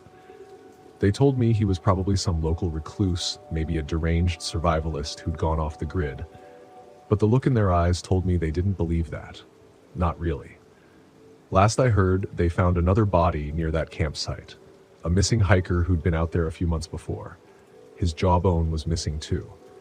And every now and then, I hear rumors from other campers. Stories about a pale man with a knife who calls their name out in the woods. I haven't been back to the Smokies since, and I don't plan to. I wasn't supposed to be here, not really. Not in this forest, not sitting in this RV, staring at the tall trees outside, wondering if this trip would be my last. Fort Pinot National Forest had been Karen's idea years ago. She had this way of looking at the world, seeing the beauty in everything. She wanted to camp here, hike the trails, soak in the stillness of the ancient trees. I didn't get it then. Too caught up in work, too busy to care. But now, it was all I had left. It had been a year since she died, and I still couldn't make sense of it. A car accident on a quiet street. Just like that, she was gone, and I was left stumbling through life, trying to figure out how to exist without her. This trip was my last attempt at finding something, anything, that made sense. So here I was, parked deep in the middle of nowhere, hoping that the forest would somehow offer answers. I didn't know what else to do. The trees stretched up into the sky, their thick trunks casting shadows that lingered even in the daylight. It was beautiful, in a way, but it felt empty without her. I could almost hear her voice telling me to look at the wildflowers or marvel at the way the sunlight filtered through the branches. I stepped out of the RV. The cool, damp air wrapped around me. The scent of pine and moss was thick, earthy. Everything seemed so alive, and yet all I could feel was the weight of the past pressing down on me. I started a small fire, just like I'd done the past few nights, and sat there watching the flames dance. The crackling wood was the only sound in the stillness. That's when I heard it. Footsteps. They were faint, barely audible over the fire, but distinct enough to make me stand up, heart pounding in my chest. I looked around, scanning the tree line, but saw nothing, just shadows. I told myself it was probably a deer, or maybe some other animal, but the feeling stuck, the sense that someone was watching me. I wasn't alone. I sat back down, trying to shake the unease, but it lingered. I couldn't stop thinking about the old man I'd met the day before. Edgar. He'd been wandering the campground when I arrived, his wrinkled face covered in a scruffy beard, eyes sharp despite his age. He was friendly enough, but there had been something off about him. "You came at the wrong time," he'd said, staring at me with a knowing look. "Why is that?" I'd asked, brushing it off. "Some things shouldn't be disturbed, especially at night. The forest, it has its secrets." I didn't know what to say to that, so I didn't respond. But his words stuck with me, replaying in my mind as I sat by the fire. What did he mean by secrets? What was he talking about? I hadn't thought much of it at the time, but now, sitting in the dark with the fire flickering low, I couldn't shake the feeling that there was something more to what he'd said. The wind picked up, making the trees sway, their branches creaking overhead. The fire sputtered as the breeze caught it, and I stood up again, feeling restless. I needed to move, to walk, anything to clear my head. I grabbed my flashlight and headed into the forest, just far enough to feel like I was doing something. The beam of light cut through the darkness, illuminating the trunks of the trees, but casting long shadows everywhere else. My footsteps were the only sound now, crunching softly on the forest floor. I don't know how far I walked before I saw the first symbol. It was carved into the bark of a tree, a spiral-like shape that looked old, weathered by time. I crouched down, running my fingers over it. It was smooth, unnaturally so, like it had been carved recently. I stood up, shining the light around, and spotted more symbols carved into the trees at odd intervals. Spirals, faces, shapes that made no sense. They all seemed to be pointing deeper into the forest, like a trail leading me somewhere. A chill ran down my spine. I turned back to ignore the nagging curiosity that pulled at me. I wasn't here to chase after strange carvings. I was here to... Well, I didn't know why I was here anymore, but this wasn't it. As I made my way back toward the RV, the air seemed heavier, colder. I couldn't hear the wind anymore, and the shadows seemed darker. The feeling that I was being watched returned, stronger this time, like someone or something was following me. My pulse quickened, and I picked up the pace, glancing over my shoulder every few steps. Nothing, just trees and shadows. When I reached the RV, I let out a breath I hadn't realized I was holding.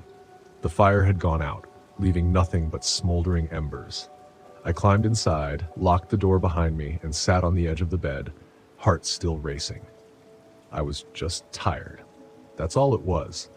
The grief, the isolation, it was messing with my head. I hadn't been sleeping well, and the loneliness had a way of playing tricks on the mind. At least that's what I told myself. The next morning I met Leah. She was hiking near the campground, a pack slung over her shoulders, looking every bit the confident outdoors woman. She was friendly, outgoing, and struck up a conversation with me as soon as we crossed paths. "You camping out here alone?" she asked, her voice light, casual. I nodded. "Yeah, needed some time away, I guess." "I get that," she said, smiling. "This place is something else. It's beautiful, but it can get a little weird at night, don't you think?" I paused, remembering the footsteps, the carvings, Edgar's warnings. "Weird?" I asked. "How strange it can feel out here after dark. Just stories, old legends. You know how it is with places like this. Every forest has its ghost stories." I tried to keep my tone neutral, but the unease from the night before still lingered. She smiled again, but this time there was something in her eyes, like she knew more than she was letting on. "Just be careful. It's easy to get lost out here," she said. With that, she waved and continued down the trail, disappearing into the trees. I watched her go, wondering if I should have said more. The bot asked her what she meant, but I didn't. I spent the rest of the day at camp trying to relax, but the sense of unease only grew stronger. That night, as I sat by the fire again, I couldn't stop thinking about the symbols. They'd seemed so deliberate, so purposeful, like someone or something was trying to lead me deeper into the woods. And then the footsteps returned. This time they were louder, closer. I stood up, shining my flashlight toward the trees, but saw nothing, just shadows. But the footsteps didn't stop. They circled the RV, slow, deliberate, crunching on the forest floor. My throat tightened as I strained to listen, my heart hammering in my chest. "Who's there?" I called out, but the footsteps didn't answer. Instead, they stopped. Dead silence. I backed toward the RV, fumbling for the door when I saw it. Movement just at the edge of the trees, a figure tall, thin, barely visible in the darkness. I blinked, and it was gone. I bolted inside, slamming the door behind me, my breath coming in short gasps. What the hell was happening? I sat there for hours, staring at the door, waiting for something to happen, but nothing did. The next morning, Leah was gone. Her tent was still there, her pack sitting neatly outside, but she was nowhere to be found. I searched the area, calling her name, but the forest was silent. It didn't make sense. People didn't just vanish like that, not without a trace.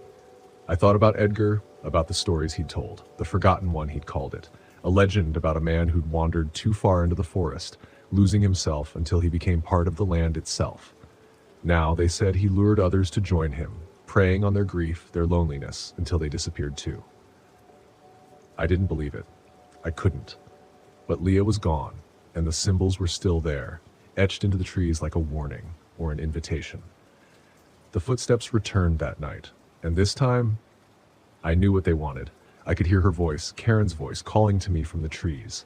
Soft, loving, like she was right there, waiting for me. "Derek," she whispered, "come find me."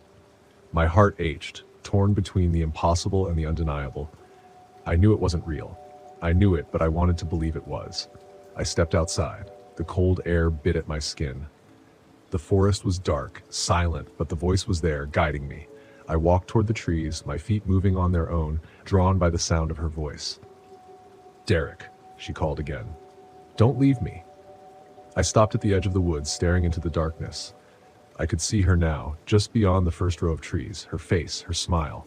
She was there, waiting for me. But something was wrong. The shadows around her shifted, twisting like they were alive. Her eyes, once warm and familiar, were hollow, empty. I took a step back, the spell breaking. This wasn't Karen. I turned and ran back to the RV, back to safety. The forest seemed to close in around me, the trees pressing in as the voice grew louder, angrier.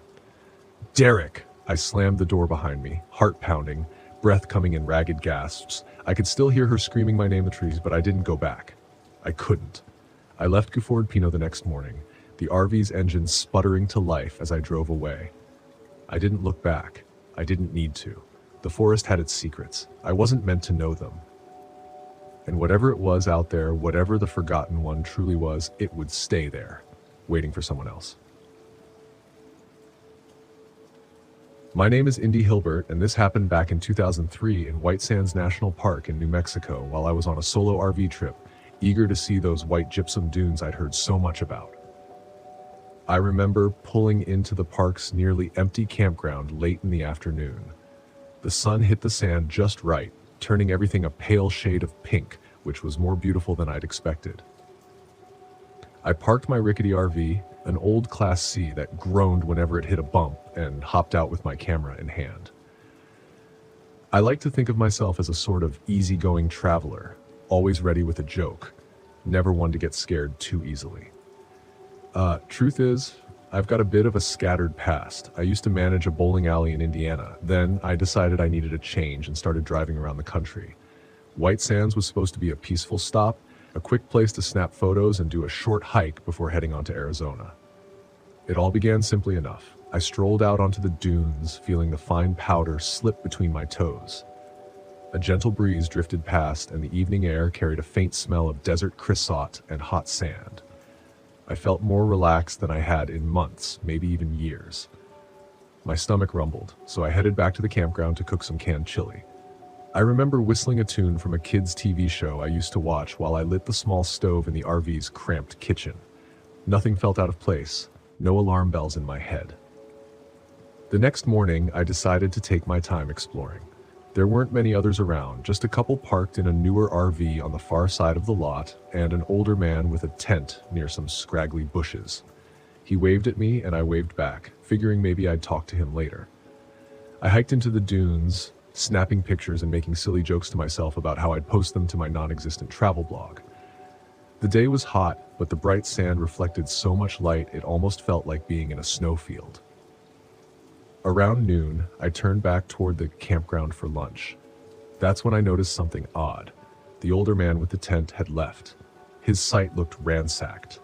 The tent still stood, partially collapsed like it had been stomped on or slashed. My stomach churned, but I told myself maybe he'd had trouble packing up. Yet I spotted a streak of dark red against the side of the tent. Could have been spilled ketchup, I thought. Could have been anything. I told myself not to jump to conclusions, but I felt uneasy. Real uneasy. I saw footprints in the white sand leading away from the tent toward a low dune that curved behind the campground. They looked like they might belong to two people. I glanced around for the couple in the big RV. Their vehicle was still there, but I didn't see them outside. The air felt heavy, and I started to sweat, even though the heat wasn't any worse than earlier. I tried to call out, "Anyone there? Everything okay?" My voice echoed. No answer came back. I wandered closer to the battered tent, half expecting someone to pop out and say, "It's cool, we're fine." Nobody did. I took a careful peek inside. It was a mess. Clothes, gear, and what looked like a wallet scattered all over. The name on the driver's license read Henry Lopez. The wallet had no cash left. A lump caught in my throat. Something was wrong. I stepped away, trying to decide if I should call the authorities. My cell service was spotty, but I figured I could drive out toward the main highway to get a signal.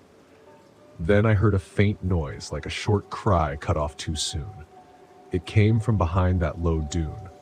I clutched my camera bag for no good reason and walked toward the sound, my footsteps sinking in the fine gypsum. My heart was pounding, and I forced myself to take slow, steady breaths. I tried to think of a joke, any silly thought to calm myself. Nothing came. Behind the dune, I found the couple's footprints. I recognized the woman's pink sneakers from earlier. Next to her prints were deeper impressions, maybe a man's boots. Each stride looked wide and hurried. I followed the tracks around the curve of the dune. That's when I saw the RV couple. The man lay face down in the sand, arms spread. The woman knelt beside him, hands pressed to his neck. She glanced up at me, her eyes wild with panic. Her face was stray with tears. Behind her stood another figure, a tall, wiry guy wearing a faded green jacket and old jeans.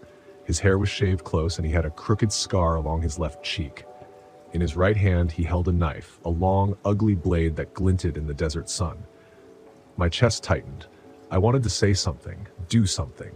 The man with the scar turned his gaze on me, eyes narrowed like he was sizing me up. The woman tried to help her partner stand, but he wasn't moving. She pleaded, "Please help us."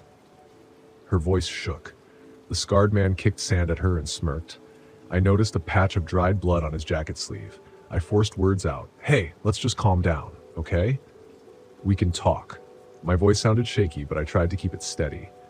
The man with the knife took a step forward.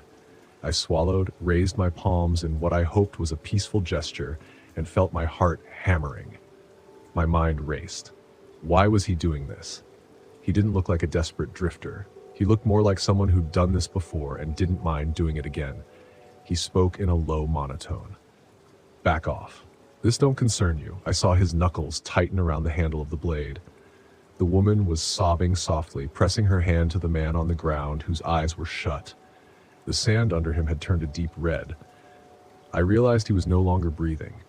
I glanced around, hoping to see another camper, a ranger, anybody. Nobody, just dunes and glaring sunlight. My mouth felt dry, my knees unsteady. I was never some tough hero, never served in the military or anything like that. I ran a bowling alley for crying out loud, but I couldn't just leave that woman there. I tried again. "Look, I can get you money if you want.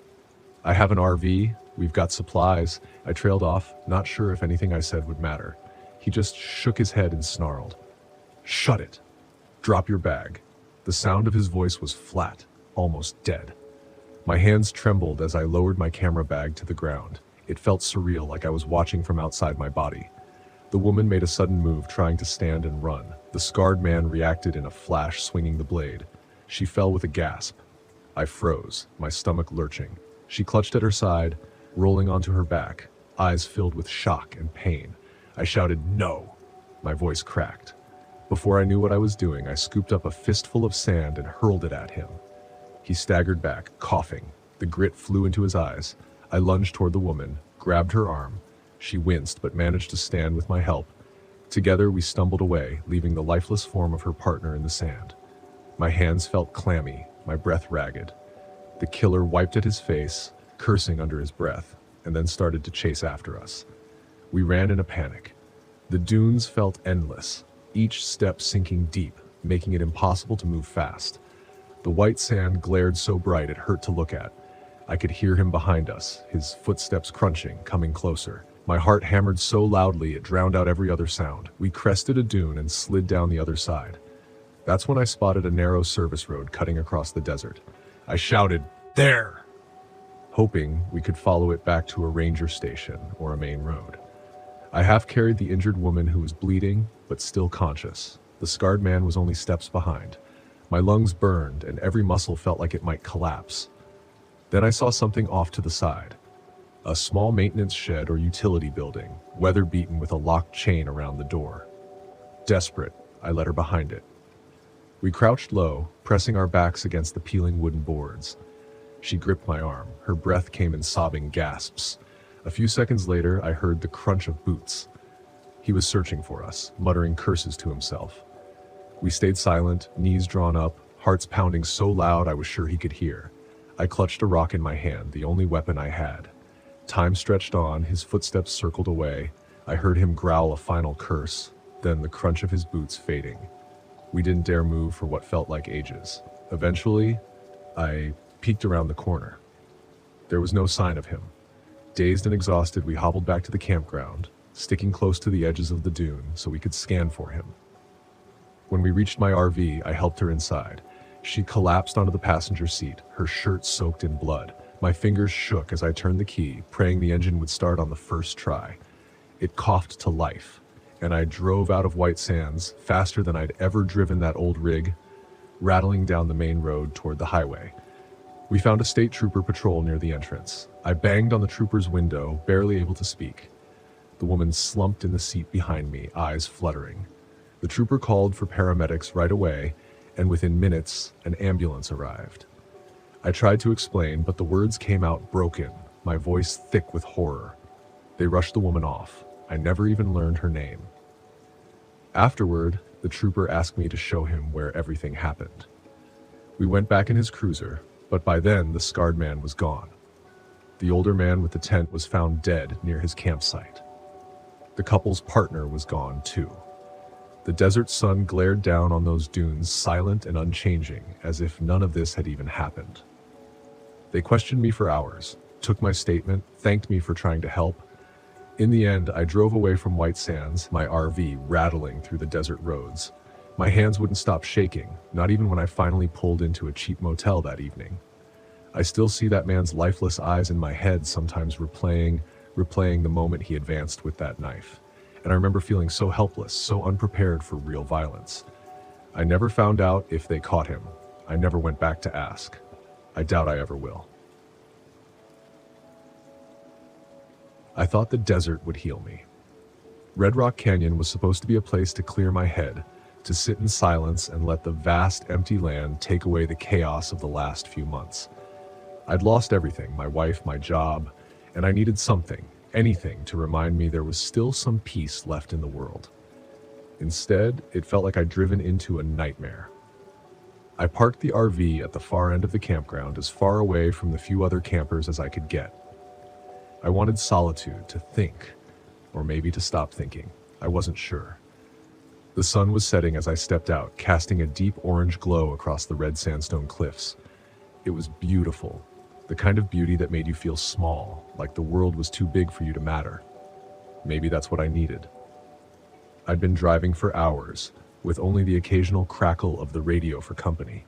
The RV was old, creaking and groaning as I navigated the winding roads into the canyon. It had seen better days, much like me. As I stretched, a low rumble came from under the hood. "Great," I muttered, giving the RV a half-hearted kick. The engine had been acting up for days, but I figured I could deal with it later. I wasn't here for that. I was here to get away, to let the emptiness of the desert swallow me whole. That night, after I'd settled in, I sat outside the RV, staring up at the stars. Out here, away from the city, the sky was incredible, clear, endless. But as the stars twinkled overhead, I noticed something strange. At first, I thought they were planes, blinking in and out far above the canyon, but then they moved too fast, too erratically. I leaned forward, squinting. There were 3 of them, glowing faintly blue, darting through the sky in impossible patterns. They weren't planes. I wasn't sure what they were. I stood up, straining my neck to follow their path as they circled overhead. They blinked off one by one, and the desert was silent again.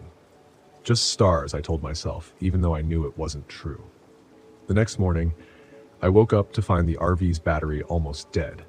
My phone, which I'd left charging overnight, hadn't gained a single bar. I tried turning the engine over, but all I got was a dull click. My chest tightened. Being stranded in the middle of the desert wasn't part of the plan. I had enough food and water for a few days, sure, but the isolation was starting to feel less like a retreat and more like a trap. Milo's RV was parked a few spots down, his beat-up RV sitting in the shade of a large rock formation. He waved me over as I stepped out of mine, a wide grin on his sunburnt face. "Morning," he called. "Beautiful day, huh?" I forced a smile. "Yeah, sure. Hey, you wouldn't happen to have jumper cables, would you?" Milo scratched his scruffy chin, then shook his head.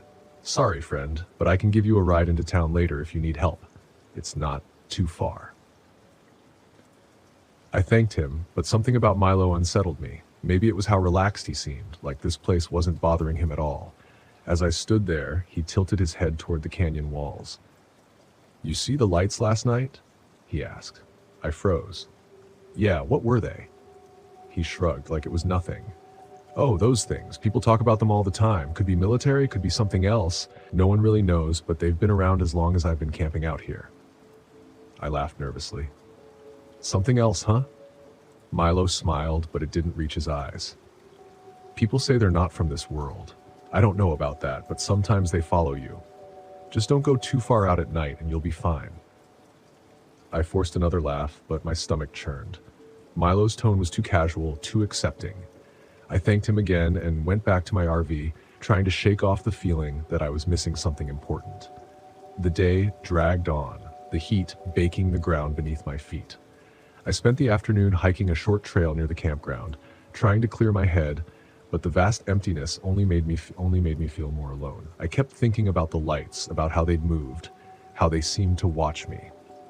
That night, they returned. I was sitting outside again, nursing a warm beer and staring at the sky when I saw them. 3 faint blue lights hovering over the canyon. This time they were closer, too close. They flickered almost playfully, darting back and forth like they were searching for something. I stood up, my heart pounding. It didn't make sense. Nothing about this place made sense. I backed toward the RV, never taking my eyes off the lights, but as I reached for the door, the lights blinked out. Gone, just like that. A cold breeze swept through the canyon and I shivered. It was too quiet. No wind, no insects, nothing. Just the dead, suffocating silence of the desert. Then the RV lights flickered once, twice, and went dark. My chest tightened as I stumbled into the RV, fumbling for the flashlight. I clicked it on, but the beam was weak, barely cutting through the darkness. The electrical panel was dead, and my phone wouldn't turn on. Every piece of technology I had was failing, and I had no idea why. A sudden knock on the door made me jump. "Chris, you okay?" It was Emily, the hiker I'd met earlier that day. She'd pitched her tent nearby, planning to stay for a few nights before heading out. I opened the door, trying to hide my panic. "Yeah, just some electrical issues," I said, forcing a smile. "Everything's dead. I'm guessing the battery's shot." Emily frowned, glancing back at her tent. "That's weird. My phone's dead too, and my flashlight keeps flickering." Her voice was calm, but I could see the worry in her eyes. She felt it too, the strangeness in the air, the weight of the silence. She stepped closer, her voice dropping to a whisper. "Do you think it's the lights?" Milo told me about them earlier. Said people disappear sometimes. I swallowed hard, trying to keep my breathing steady. "Disappear?" Emily nodded, her gaze drifting toward the canyon. "Yeah, it's mostly stories, but you seem pretty convinced." For a moment, neither of us spoke. The air felt thick, heavy, like the desert was closing in on us. I wasn't sure if I believed in Milo's campfire tales, but the lights, they were real, and they weren't natural. "We should get out of here," Emily said, breaking the silence. "I don't like this." "I can't," I replied. "My RV won't start." She hesitated, then nodded. "Mine either. I tried earlier, but it's completely dead." We stood there, staring at each other, the weight of the situation sinking in. Something was wrong with this place. The lights weren't just an oddity. They were doing something, affecting everything around us, and we were stuck miles from any help. "We'll wait till morning," I said, trying to sound confident. "Maybe it's just a temporary glitch. We'll figure it out." Emily didn't look convinced, but she nodded and headed back to her tent. I locked the RV door behind her, though I wasn't sure what good it would do. That night, I barely slept. The silence was oppressive, like a blanket wrapped too tight around me. Every creak of the RV, every gust of wind made my heart race. I kept waiting for the lights to come back, to hover outside my window, but they didn't. Instead, I woke up sometime in the early hours, drenched in sweat, my head pounding. I sat up, blinking in the darkness. Something was wrong. I glanced at my watch. It was 4 a.m., but that didn't make sense. I checked the time just moments ago, and it had been midnight. Where had the hours gone? I stumbled outside, feeling disoriented. The air was cooler now, the desert's chill settling in, the stars were out, but there was no sign of the lights. My mind was foggy, like I'd been dreaming. But the dust on my boots told me I'd been walking, but where? And why? Panic surged through me. I couldn't remember. Hours were missing, and I had no idea what had happened. The lights were playing with us, toying with our sense of reality. I ran toward Emily's tent, calling her name, but when I got there, she was gone. Her tent was empty, her pack still there, but she was nowhere to be found. "Emily," I shouted, my voice echoing off the canyon walls. Nothing. The only sound was the wind. I backed away, my heart hammering in my chest. This wasn't real. It couldn't be. But the lights, the missing time, it all pointed to one terrifying conclusion. We weren't alone. I sprinted back to my RV, slamming the door behind me, and tried the engine again. To my shock, it roared to life. The headlights flickered on, and I didn't hesitate. I jammed the gear shift into drive and tore out of the campsite, gravel kicking up behind me as I sped down the winding canyon road. I glanced in the rearview mirror for just a second. I saw them, the blue lights, hovering in the distance, watching me leave. I didn't stop driving until I hit the outskirts of Las Vegas. The neon lights of the city felt like a lifeline. But even then, as I pulled into a gas station, my hands shaking, I couldn't shake the feeling that the lights were still out there, waiting, and I wasn't sure if I'd really escaped at all. My name is Blair Braxton, and this all happened to me back in 2011 when I drove my old RV down to the Okefenokee Swamp in southern Georgia on a whim. I was 32, fresh off a frustrating office job I'd quit in Atlanta, and I wanted a taste of freedom. The idea of trailing along empty roads with no real plan felt like a big adventure. I grew up in a small town in Alabama, so I'd always been drawn to marshes and slow-moving rivers. They felt like home, but with a bit more mystery. My RV was a battered Class C model, the kind most folks wouldn't glance at twice. I loved it like a second skin. It gave me a place to sleep, a sense of constant motion, and a chance to figure out what I wanted from life. When I got to the edge of the swamp, the mid-August heat draped everything in haze. The cypress trees stood tall with hanging moss that looked like draping curtains, and the water underneath shimmered with patches of reeds. Even though it felt humid and buggy, I felt right. I parked my RV off a dirt path near a rickety dock I'd read about online. I planned to fish a bit, maybe snap a few photos for my folks, then keep rolling. It was quiet mostly.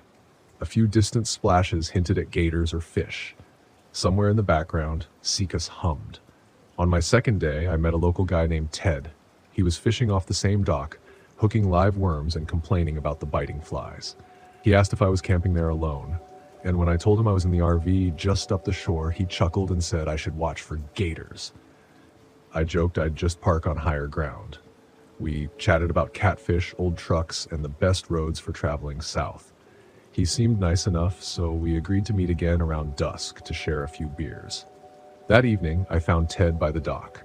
I popped open 2 cans of cheap lager, and we talked about how we both disliked office jobs and early morning alarms. He told me he had an ex-wife in the next county, a teenage boy who wouldn't speak to him, and a father in hospice. It was raw, but he didn't seem ashamed. I felt sorry for him. The sun sank into the swamp, painting the sky a burnt orange. We parted ways with a handshake, and I headed back to my RV.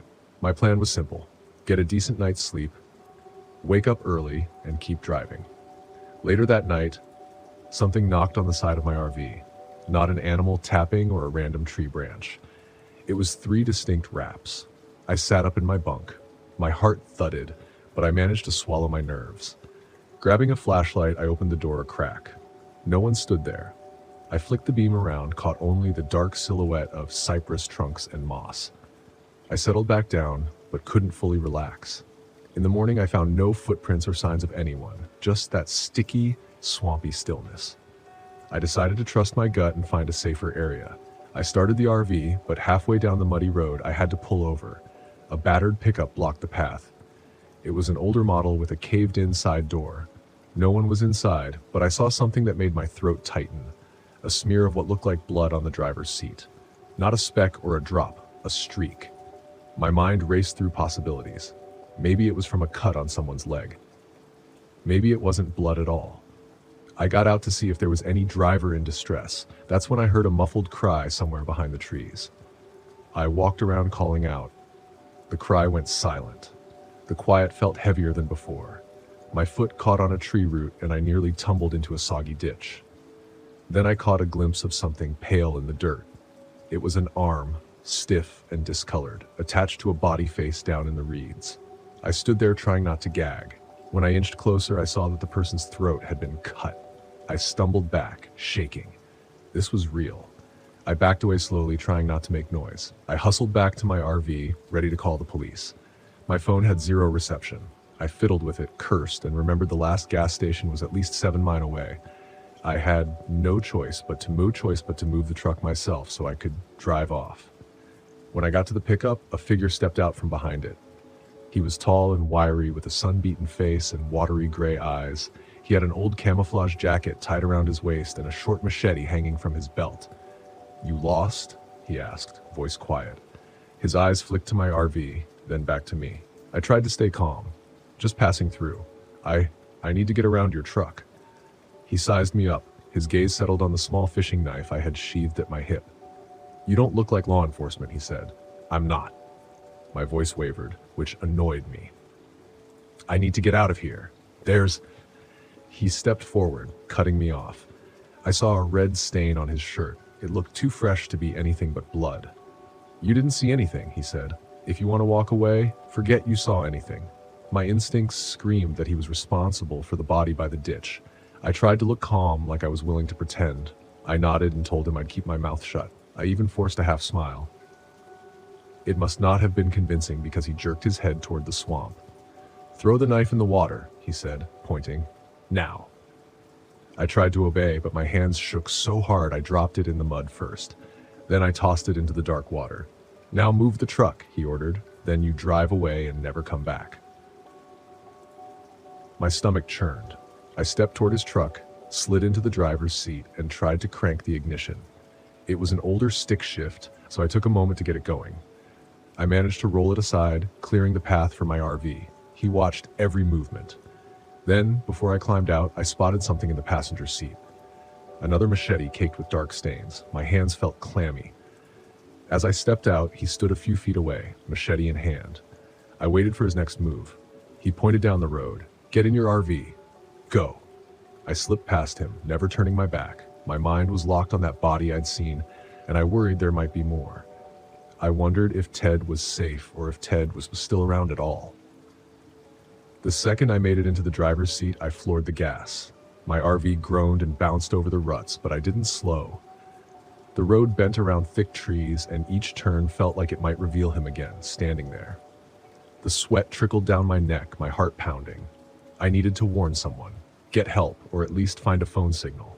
I nearly crashed the RV when I spotted another body on the side of the dirt track. This one, a woman.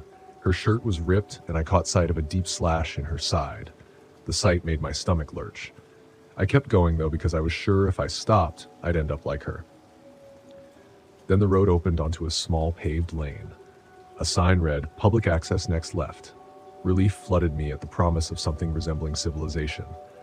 I swerved onto the paved road, ignoring the screech of my tires. After about a half mile, I found a worn payphone outside an abandoned general store.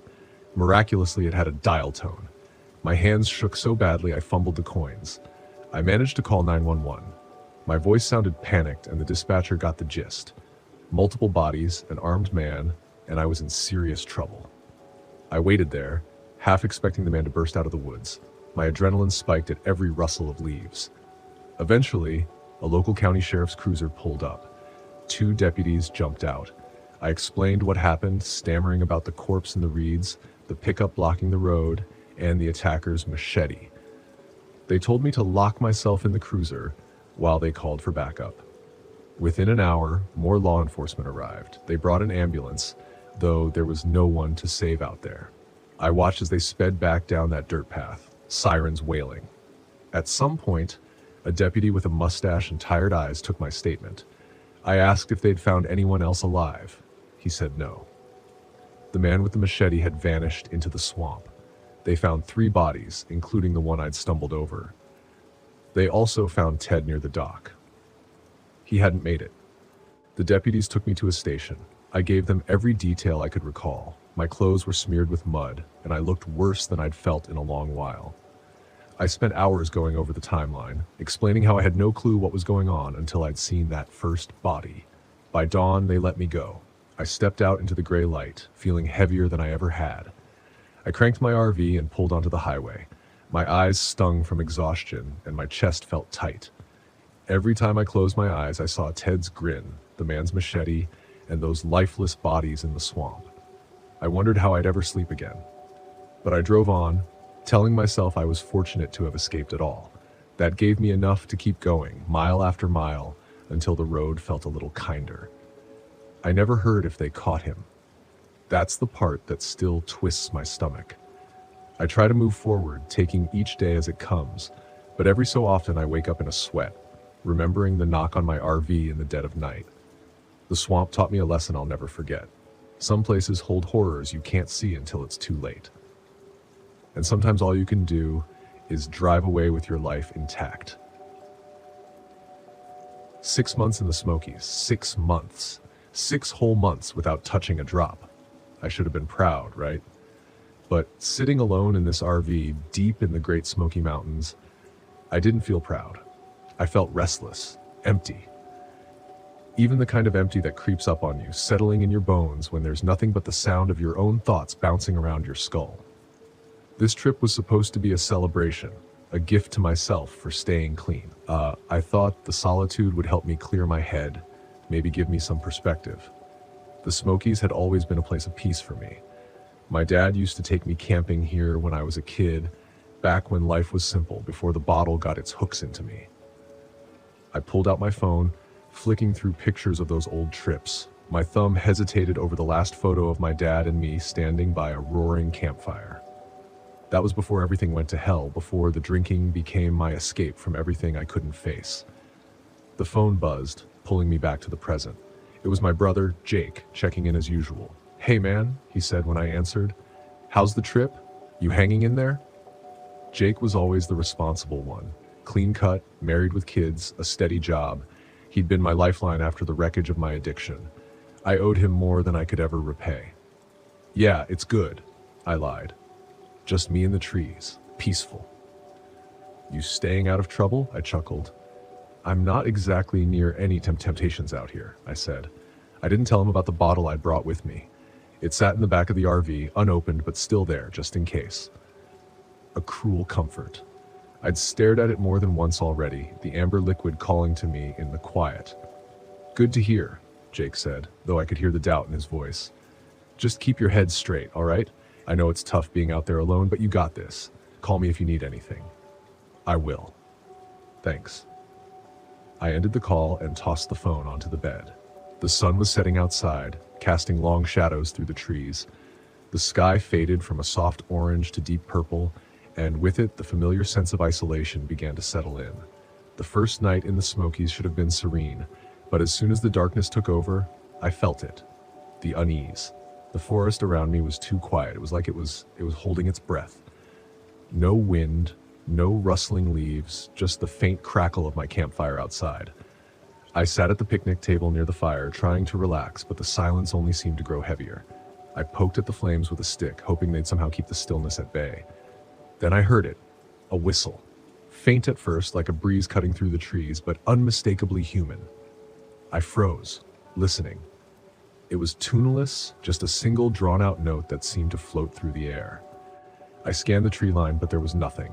No movement. No one else was supposed to be this far out. I'd parked in a secluded area of the park, away from the main trails. The whistling continued, soft but constant. "Probably just the wind," I muttered to myself, but even as I said it, I knew that wasn't true. It didn't sound like wind. It sounded deliberate. I stood, the hairs on the back of my neck prickling, and slowly circled the fire.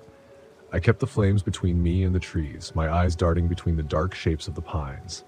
The whistle came again, louder this time, closer. My heart hammered in my chest, the familiar anxiety clawing its way up my throat. "Who's there?" I called, my voice breaking the thick silence. No response, just another long, drawn-out whistle. I grabbed my flashlight from the RV and swept the beam through the trees. The light cut through the darkness, but all I saw were shadows. No footsteps, no crunch of leaves, just that damn whistling, drifting through the trees like a ghost. I didn't sleep much that night. The next day, I tried to convince myself it was nothing. It had to be nothing, right? Just a trick of the wind. The mountains could be strange like that, especially at night. Still, I couldn't shake the feeling that I wasn't alone. The bottle of whiskey in the back of the RV started to look more and more appealing, but I shoved that thought down. I wasn't here for that. Not this time. To clear my head, I went for a hike, following a trail that wound through the dense forest. The air was crisp, the smell of pine and damp earth filling my lungs. For a while it worked. I could almost forget about the night before. Almost. That's when I saw the first marking.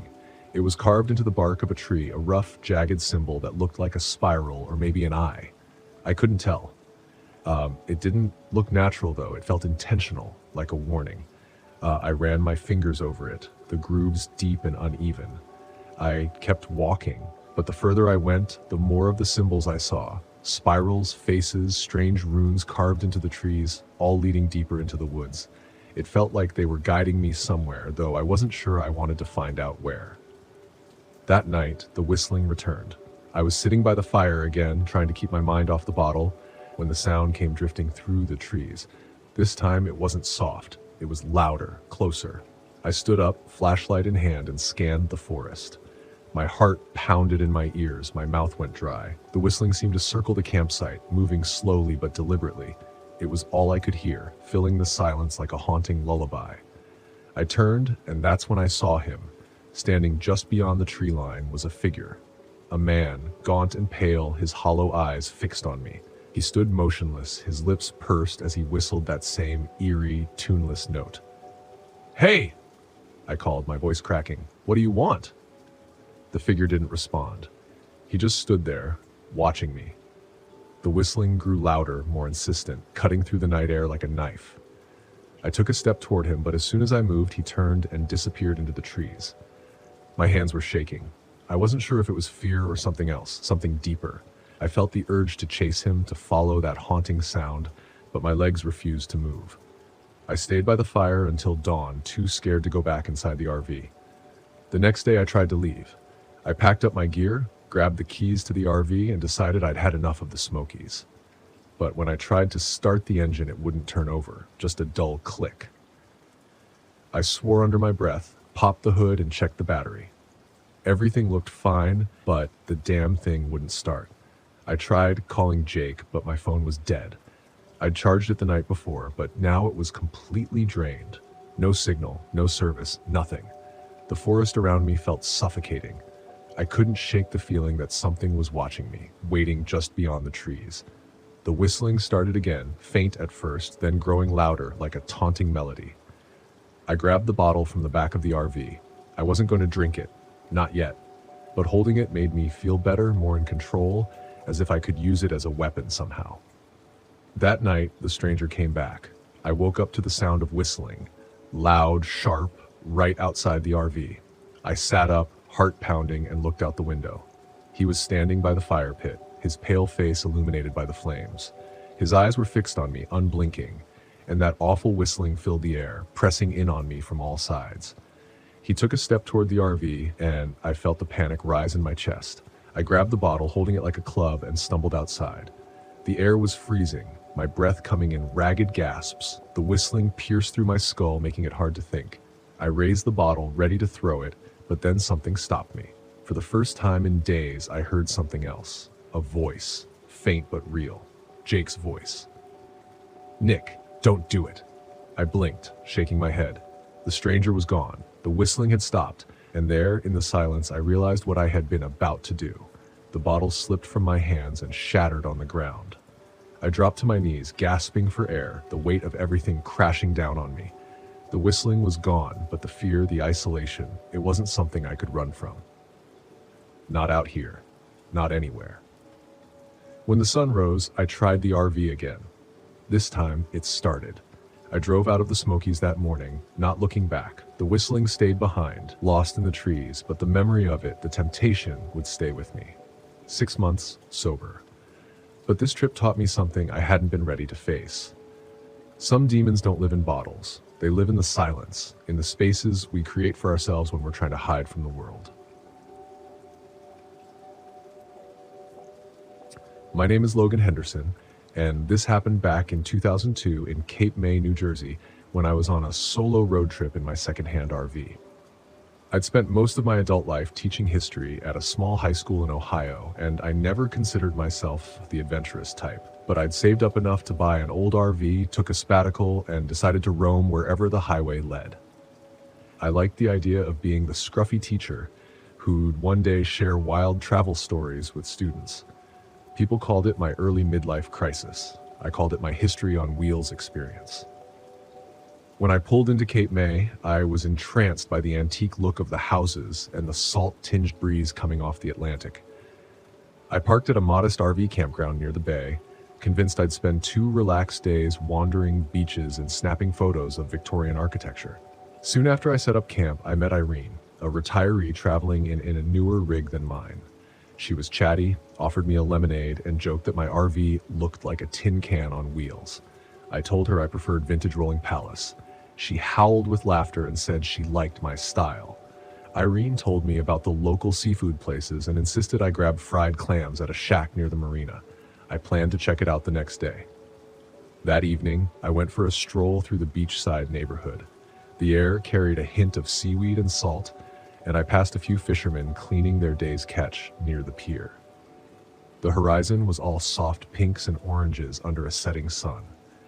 Everything felt calm. I'd noticed a handful of other travelers at the campground, but most of them kept to themselves, so I headed back to the RV, expecting a peaceful night's rest. Around midnight, I heard a sound outside. It wasn't loud, more like a faint rattling against the metal of my RV. My first thought was raccoons or stray cats. Still, I flicked on a flashlight and peered through the window.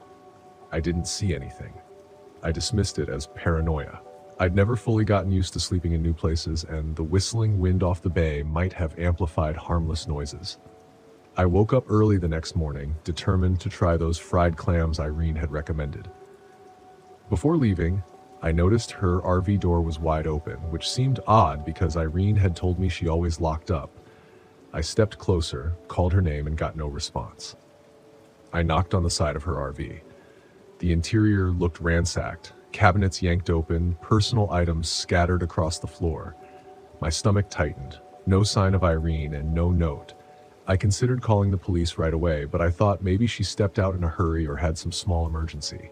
Still, it felt wrong, so I told the campground manager, Gary, that something was off. He seemed unimpressed, shrugged and said maybe she took a day trip.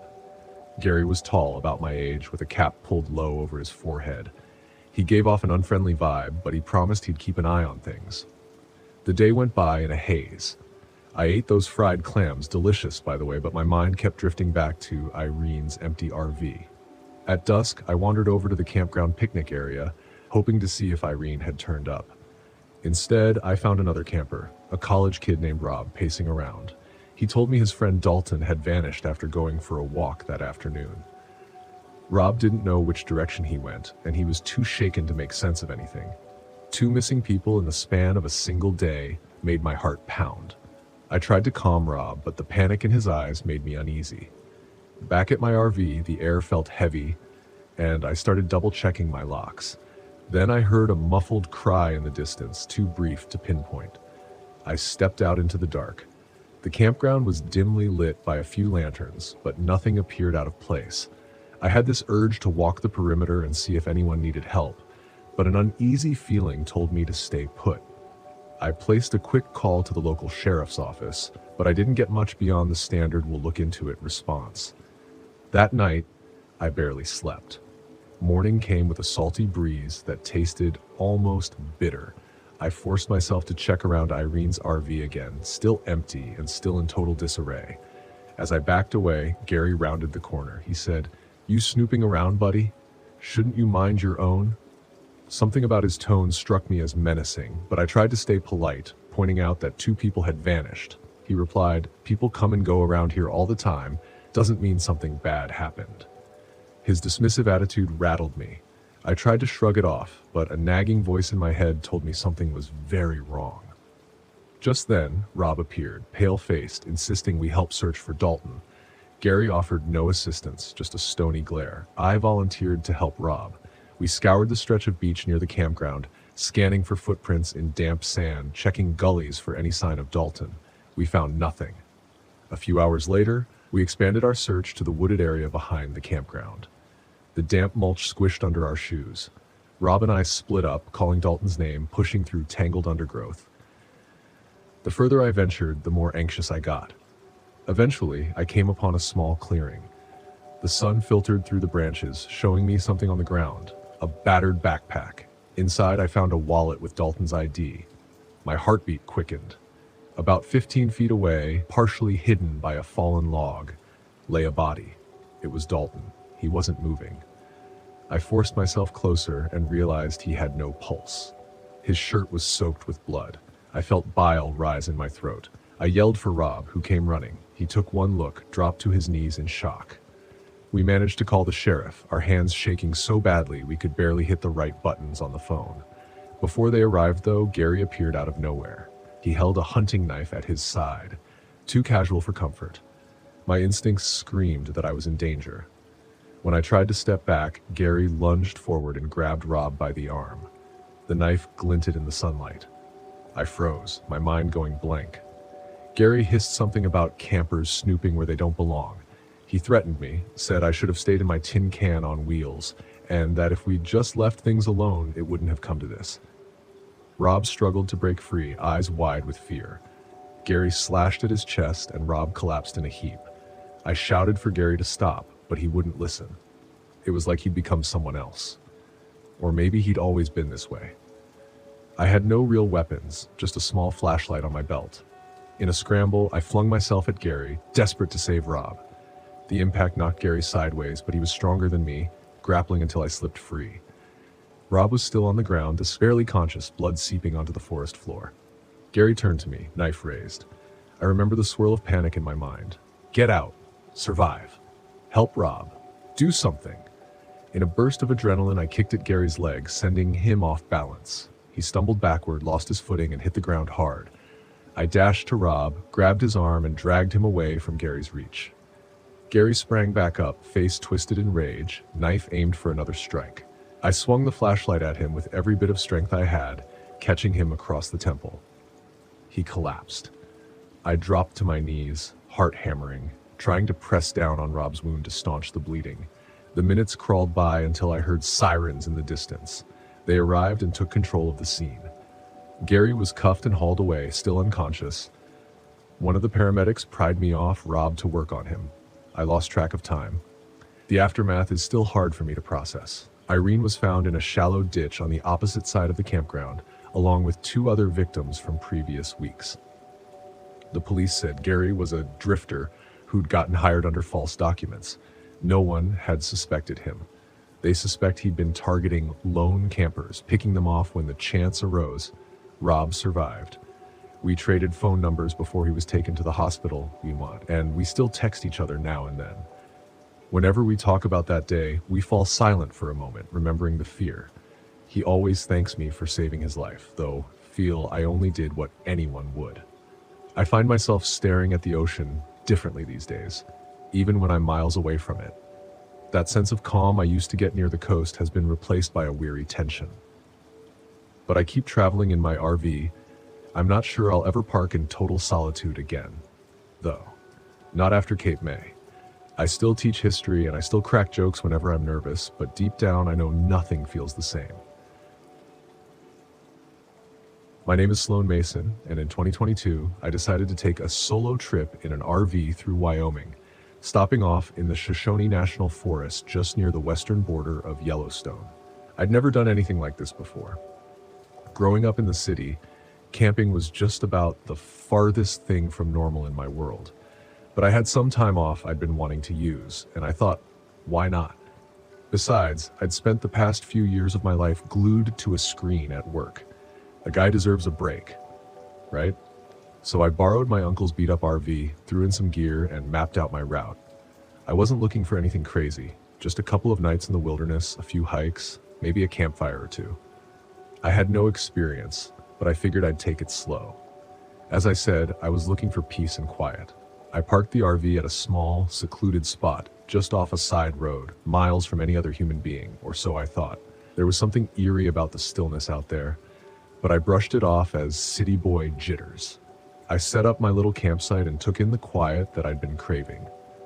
For the first couple of hours, it was nice. I grilled up some burgers, drank a couple of beers, and stared up at the clear, star-filled sky. That's when I started to notice things that felt off. It was small stuff at first. I thought I heard crunching sounds coming from the woods around me, the snapping of branches that seemed too loud for a squirrel or deer. I glanced over my shoulder, feeling a bit ridiculous, but I didn't see anything, just the dark, dense forest, still and silent. I tried to shake off the feeling. This was the wilderness. There'd be animals, right? Still, something gnawed at me, a discomfort I couldn't shake. It wasn't long after that when I noticed something even stranger. I'd set my backpack down by the RV earlier in the night, but now it was gone. I searched around, cursing under my breath, thinking maybe I'd just misplaced it. But there it was, about 10 feet deeper into the woods, almost like someone had deliberately dragged it there. I laughed it off, told myself I was being paranoid, and retrieved it. An hour passed, and then I heard something different. It wasn't the sound of an animal or a broken branch this time. It was a faint, low laugh, like someone was chuckling under their breath just a few feet from me. I froze, my heart pounding as I strained to listen. The laugh was low, unsettling, almost like the person was mocking me. I spun around, flashing my headlamp in all directions, but there was no one there. I told myself it was just my imagination, that I was probably scaring myself out here alone in the dark. I went back to the RV and locked the door, pulling the blinds closed, figuring I'd just call it a night and wait for morning. But as I was lying in bed, I heard it again, closer this time. The laugh was soft but clear. I held my breath, barely daring to move. It sounded as though someone was just outside the RV, right by the door. I stayed as still as I could, telling myself that it was just an animal, maybe a fox or a coyote making weird noises. Minutes passed, each one feeling like an eternity. And then, without warning, there was a loud knock on the side of the RV. 3 sharp knocks, like someone was demanding to be let in.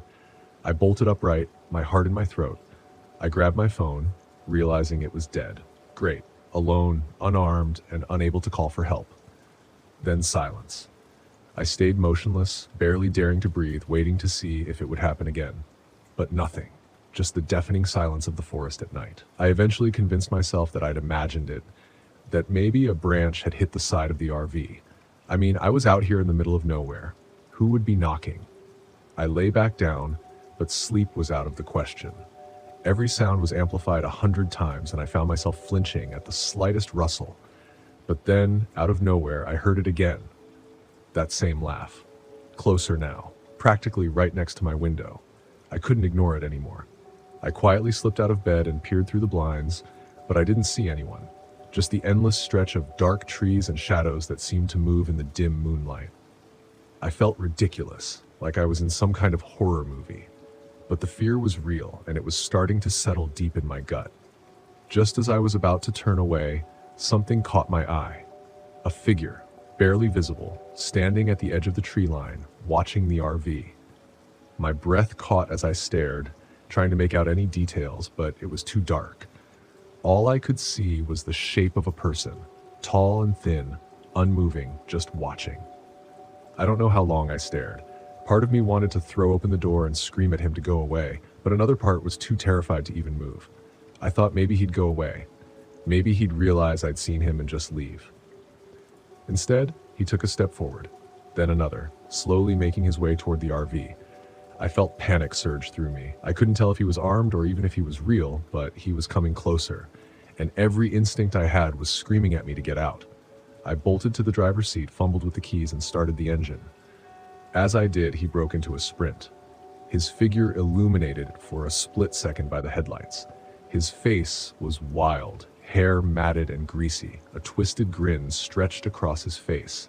There was no mistaking it. This guy wasn't just some wanderer. He was coming for me. I slammed the RV into reverse, my hands shaking so badly I could barely grip the wheel. The man pounded on the side of the RV as I backed up, laughing, a sound that was now high-pitched and crazed. I floored it, my heart racing as I sped back down the dirt path that led to the main road. I didn't stop, not until I was miles away, safely parked under the flickering lights of a gas station. I was shaking, trying to calm myself down, but the adrenaline wouldn't let me. I kept thinking about his face, that deranged smile, and the sound of his laugh echoing in my head. It wasn't until the next morning, when I went to the local ranger station, that I learned about him. The rangers told me about a man named Albert H. Haskins, an escaped convict from a nearby facility. He'd been on the run for weeks, hiding in the forest, and there were rumors he'd killed before. They'd found a campsite near where I was parked, just littered with the bones of animals, and some that didn't quite look like animals. I left Wyoming that day, and I haven't gone camping since. My name is Tatum Lansing, and this all went down back in 2011 near Saguaro National Park in Arizona while I was driving around in my cakey old RV. I'm a teacher from Missouri, used to rowdy teenagers and bad cafeteria pizza, so I figured I could handle the open road with no problem. My RV isn't exactly fresh off the lot. It's a battered machine that swallowed half my savings in repairs. Still, I've got a quirky fondness for that rumbling beast. It smells faintly of burnt coffee, rattles something fierce whenever I climb a hill, but it's mine, and I've never felt more freedom than behind its steering wheel. I parked at a small dusty campground just off a winding desert road. It had a broken sign half covered with sand and a row of weather-beaten cacti towering like lonely sentinels around the perimeter. The moment I stepped outside, hot winds slapped my face. I wiped sweat from my forehead, chuckled at the idea that I'd left a comfortable apartment to boil under an unforgiving sun, and decided a quick walk might help me stretch my legs. The campground had only 2 other RVs. One belonged to an older couple with a big pink flamingo statue perched outside their door. The other looked abandoned, or at least nobody seemed to be around. I spent a good chunk of the afternoon fiddling with my generator. While I struggled with a jammed valve, I heard a voice behind me. I turned and saw this skinny man wearing dusty jeans and a black tank top. He had a rough face, stubble that almost glowed red under the sun, and eyes that seemed to dart everywhere at once. "Engine trouble?" he asked, crouching beside me. He introduced himself as Colt, no last name, and offered to help with the generator. Something about his shaky voice made me edgy, but I needed the assistance, so I shrugged and let him tighten a few bolts and reconnect some wires. When the generator finally sputtered to life, Colt grinned. "You alone out here?" he asked. I told him I was on a solo trip, just me and my rickety home on wheels. He bobbed his head, dusted off his jeans, and muttered something about heading back to his own site. I watched him walk toward that seemingly abandoned RV. He disappeared inside, leaving the door ajar. I figured maybe he was a wanderer like me, chasing solitude in the desert. I spent the evening swatting flies and cooking a canned chili dinner on my portable stovetop. The scorching day gave way to a mild, dry night. Stars scattered overhead like bright pinpricks. I sat on a folding chair outside sipping a cheap beer, humming half-remembered songs from my high school days. Then I heard distant voices, one high-pitched, another Colt's low tone. The older couple must have been chatting with him. It sounded friendly enough. At least I assumed so. A couple of hours later, I was drifting off inside my RV when I heard a scream. It wasn't loud. It cut off almost as soon as it started, like someone had clamped a hand over a mouth. My heart knocked against my ribs. In the dark, everything felt magnified. I grabbed my flashlight and stepped outside. Nothing but the faint outlines of cacti and the flicker of distant headlights on the highway. I couldn't see anyone. I told myself it might have been the old man stubbing his toe or something. That's what I tried to believe. The next morning, the bright sun didn't erase the uneasy feeling in my stomach. I walked over to the older couple's RV. Their pink flamingo statue was toppled sideways, and something about the place looked off. There was no sign of them. The door was wide open, and the interior was a wreck. Tables overturned, clothes strewn everywhere. I called out, but got no response. My pulse began thudding. I peeked around the door. A foul smell hit me like rotting trash. I remember stepping inside, my steps echoing on the battered linoleum floor. I turned a corner and I almost keeled over. The old man lay on his back, eyes fixed in a horrible stare, a deep slash across his chest. There was blood soaked into the carpet.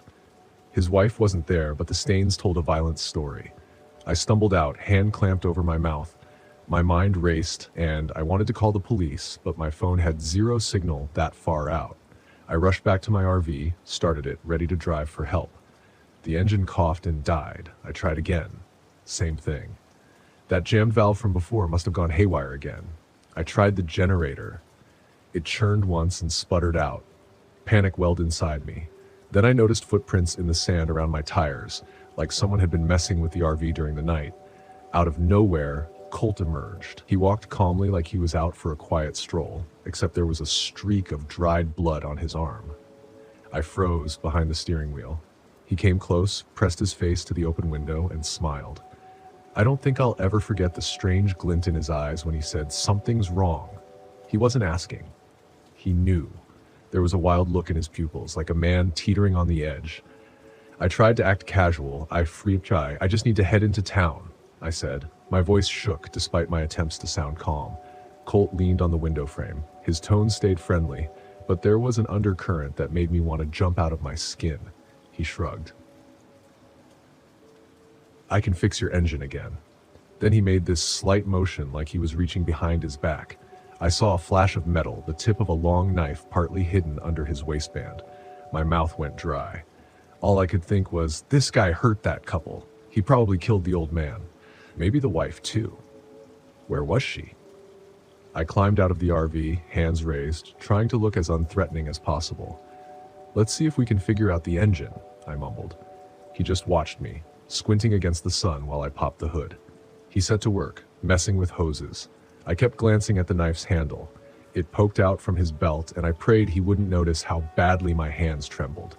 After a few minutes of forced silence, Colt said, "You found them, huh?" I almost dropped the wrench I was holding. I didn't answer. He took that as confirmation. "I didn't mean for that to happen," he murmured, not meeting my eyes. Then he gave a little laugh. "But they wouldn't share their supplies." I felt a chill that had nothing to do with the heat. I realized I was standing next to a killer, a man who probably snapped over something as trivial as water or gas in this harsh desert. His eyes flicked up. "Have you got extra fuel?" he asked. A muscle in his jaw twitched. I stammered something incoherent. He must have sensed my panic because he reached back for the knife. My entire body tensed. He lunged forward, blades slashing the air. I jerked to the side, the knife grazing my shirt. I didn't think, I just reacted. I swung the wrench, it caught him on the shoulder, and he yelped. I scrambled away, hearing him curse under his breath. I sprinted around the RV toward the dusty path that led into the open desert. My plan was to circle back, maybe lose him among the cacti, and then double around to find help. He chased me, footsteps crunching on gravel. I ducked behind a tall clump of prickly pears. My breath rasped in my throat. I spotted a figure sprawled by a rock about 20 feet away. It was the old woman. She wasn't moving. There was a dark stain on her side. Her face turned to the sky. My stomach heaved. Then Colt was on me. He wrestled me to the ground, pressing his forearm against my neck. I shoved back, legs kicking in the dust, the blade swept in front of my eyes. My vision blurred. By pure luck, I twisted sideways, grabbed a fistful of sand, and hurled it at his face. He cursed and rolled off. I didn't waste a second. I dashed back to my RV, jumped inside, and slammed the door.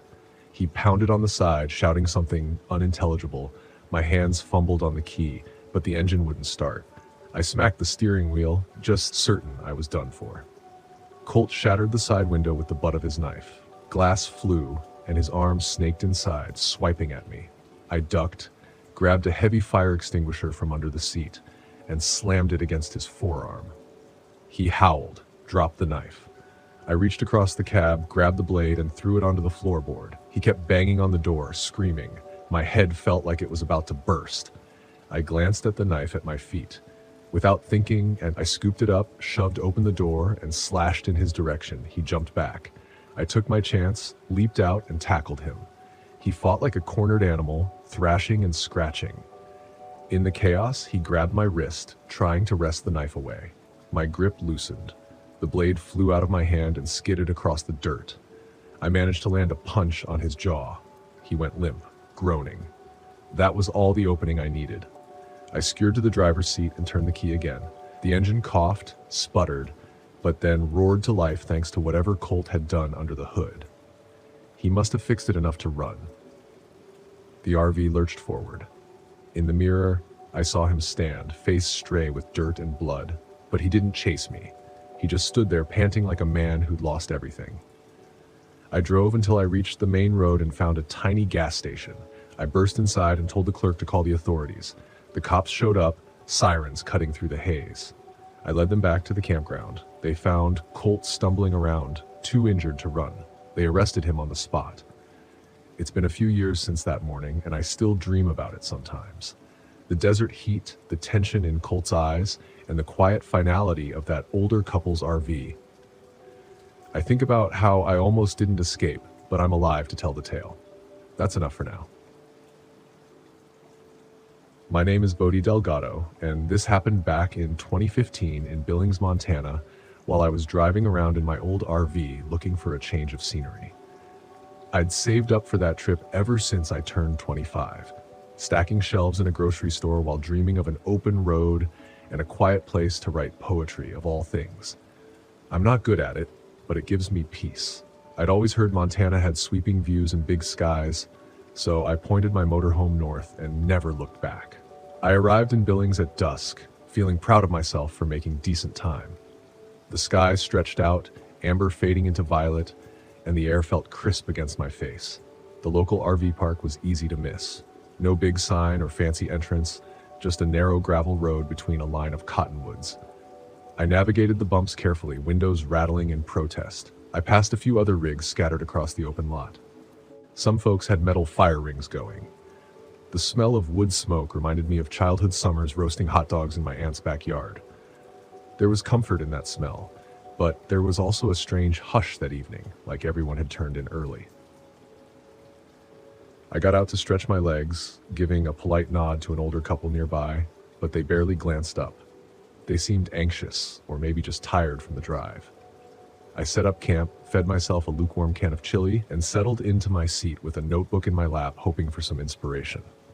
Over the next few days, I planned to explore local hiking trails and maybe drop by the Yellowstone River. I'd heard you could fish there without too much fuss. But first, I wanted a shower. The little bathhouse near the main office was a rickety single-stall structure with a dripping faucet. I walked there under a moon that wasn't very bright. When I reached the dimly lit building, I noticed muddy footprints. They led inside, crossed around the sink, and vanished. It struck me as odd, but I just shrugged it off as normal camper business. Inside, the bulb overhead flickered and the space smelled of stale water. I turned on the shower, stepped in, and tried to wash off road dust. The water was lukewarm at best. In the quiet, though, I thought I heard something near the door. A soft shuffle, then silence. When I looked around the curtain, the door stood half open. Nobody was in sight. I joked to myself that Billings folks must be shy about knocking. The next morning, I decided to drive downtown for supplies. Billings is bigger than some people expect, with modern malls next to old-school diners. I stopped at a small grocery for bananas, bread, and a giant bottle of root beer. Outside, I saw a young guy near a dusty sedan. His hair was shaved close on one side, the other side left long, so it flopped over one eye. He wore ripped jeans and an oversized jacket that looked a couple sizes too big. He waved at me, then came close enough that I could smell stale cigarette smoke. "Hey, man," he said. "You staying at the RV park off the main road?" "Yeah," I replied. "Why?" He glanced around like he was checking if anyone was listening. I'd watched my back there. "Some folks say weird stuff's been happening. A few travelers ran into trouble recently." He winced as if deciding how much to share. "If I were you, I'd keep my doors locked." The conversation set me on edge, but I also had a sense he might be messing with me for a few bucks or trying to hustle me into paying for information. I said thanks, bought him a soda, and headed back. I tried to shake off the strange vibe, but it lingered. I promised myself I'd be careful. That evening, I parked under the same stand of cottonwoods. The older couple was gone, or at least their RV was. Maybe they moved to a different spot. I decided to take a walk around the perimeter to clear my thoughts. As I passed a small camper near a half-dead pine, I noticed the door stood wide open. I peered in, calling out, "Anybody home?" No answer. The inside was a mess. Scattered clothes and toppled chairs. It looked ransacked. My pulse kicked up. I wished I could pretend it was none of my business, but curiosity got the better of me. I found the RV park manager near the entrance, an older man in a flannel jacket. He seemed jumpy when I mentioned the abandoned camper. He insisted the owners probably left in a hurry. Happens sometimes," he said, scuffing his boot on the gravel. Maybe they had an emergency back home.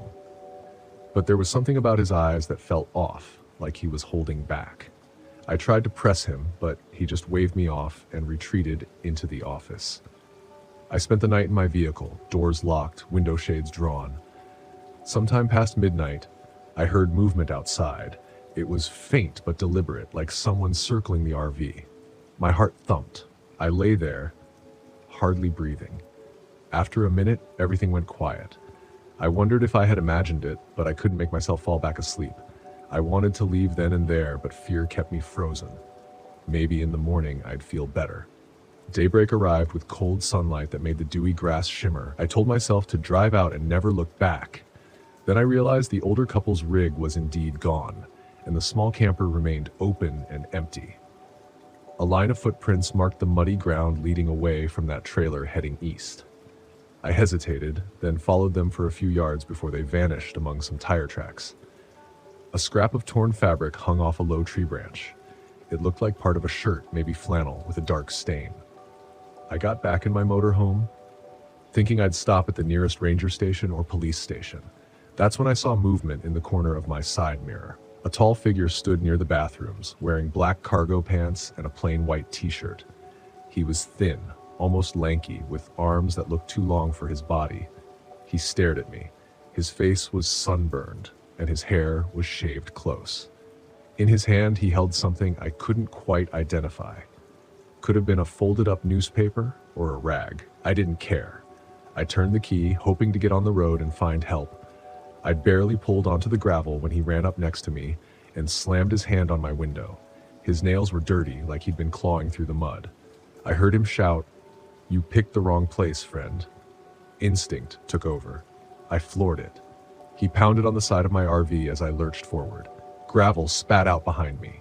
My tires screeched, and I felt a jolt as if something heavy struck the back corner. I made it onto the main road, heart hammering. Then I saw him in the rearview mirror. He was chasing after me on foot, screaming. I kept going, adrenaline driving my every move. I thought I'd find a gas station or a diner to call the police, but the next sign said the nearest real stop was 10 miles away. On an empty stretch of road, I slowed just enough to make sure I wasn't dragging something under the RV. That's when I heard a metallic clang from the rear door. I looked in my side mirror again and saw the same man clinging to my ladder, staring right at me through the back window. His mouth was twisted into a wild grin. In that moment, I understood the shape in his hand, a wicked-looking hunting knife. I swerved left, then right, trying to shake him off. He was holding on, arms straining. I could see his sweat on the window trickling down as he clung there. I slammed the brakes. The RV lurched. He lost his grip and dropped out of sight with a heavy thud. Fear churned in my stomach. I grabbed my phone, planning to call 911, but I had no signal. The nearest cell tower must have been too far.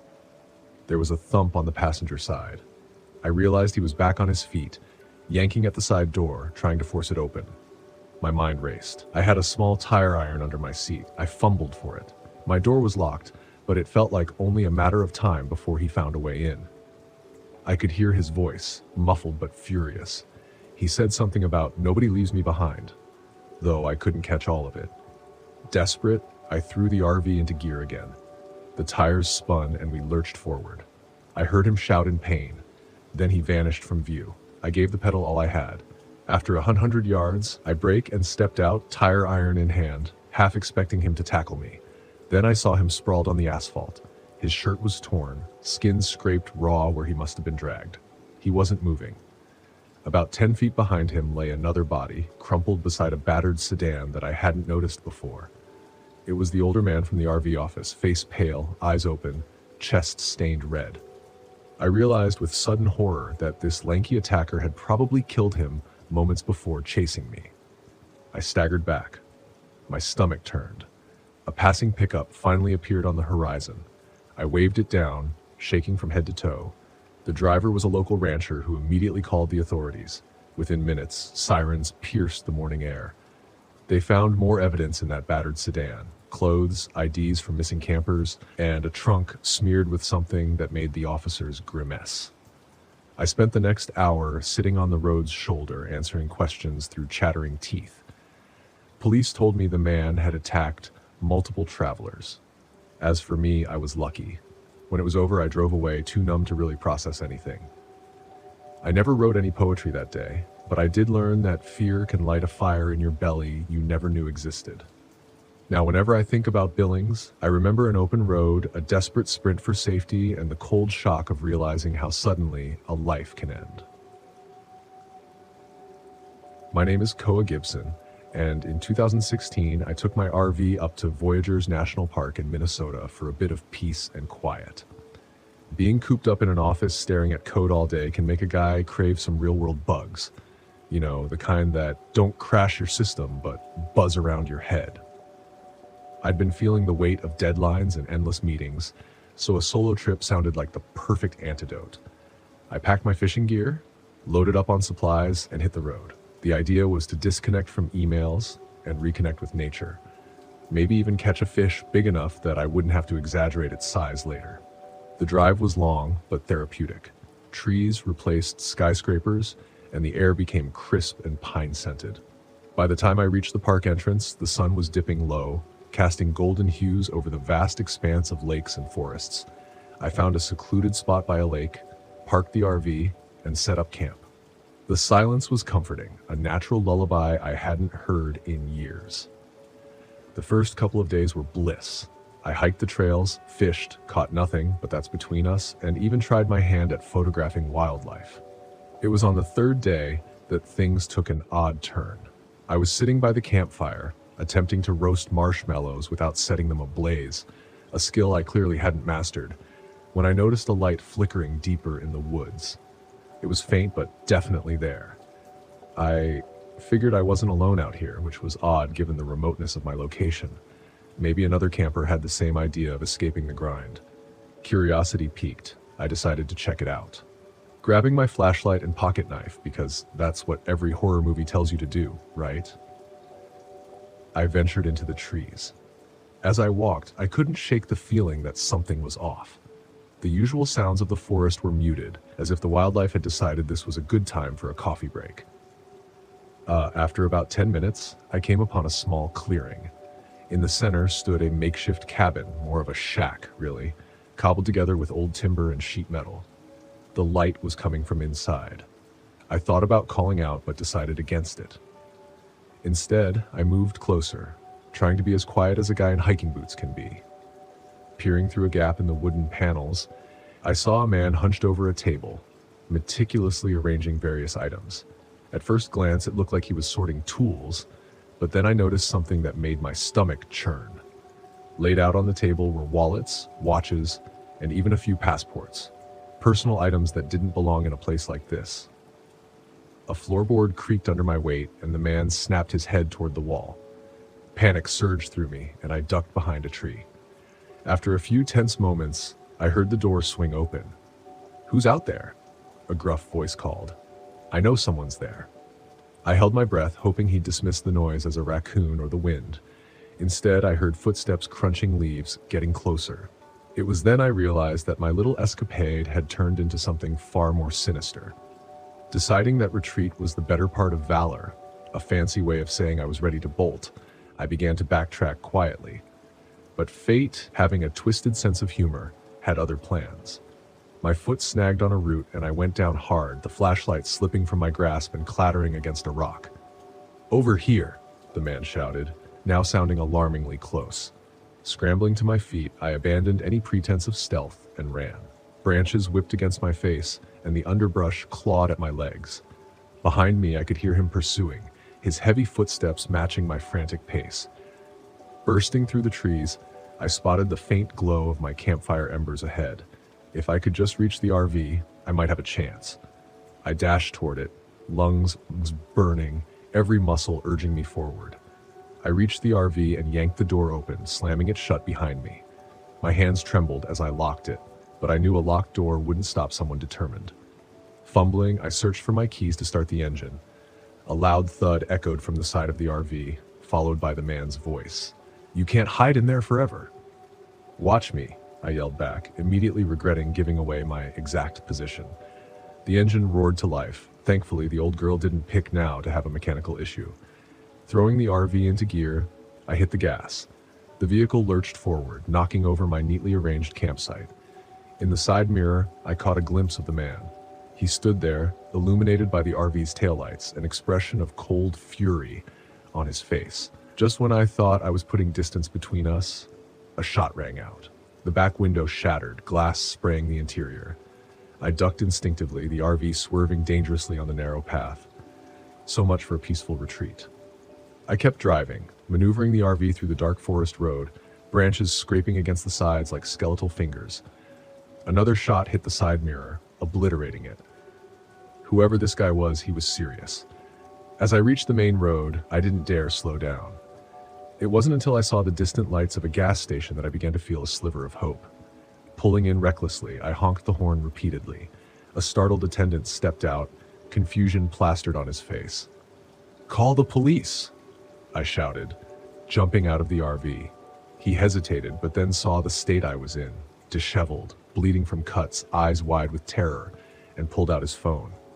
Minutes later, the place was swarming with law enforcement. I gave my statement as best as I could, my words tumbling over each other. They dispatched units to search the area, but as dawn broke, there was no sign of the man or his shack. Weeks went by, and I was contacted by a detective handling the case.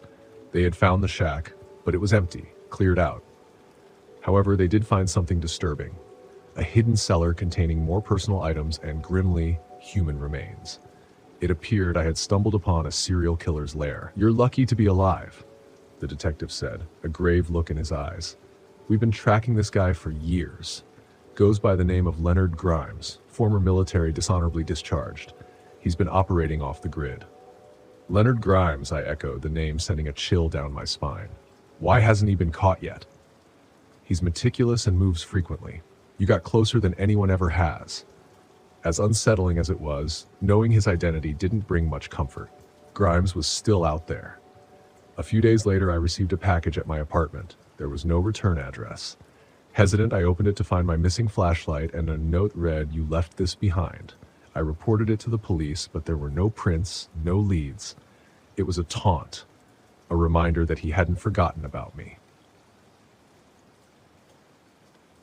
My name is Riker Fletcher, and this happened to me back in 2022 at Devil's Lake State Park in Wisconsin.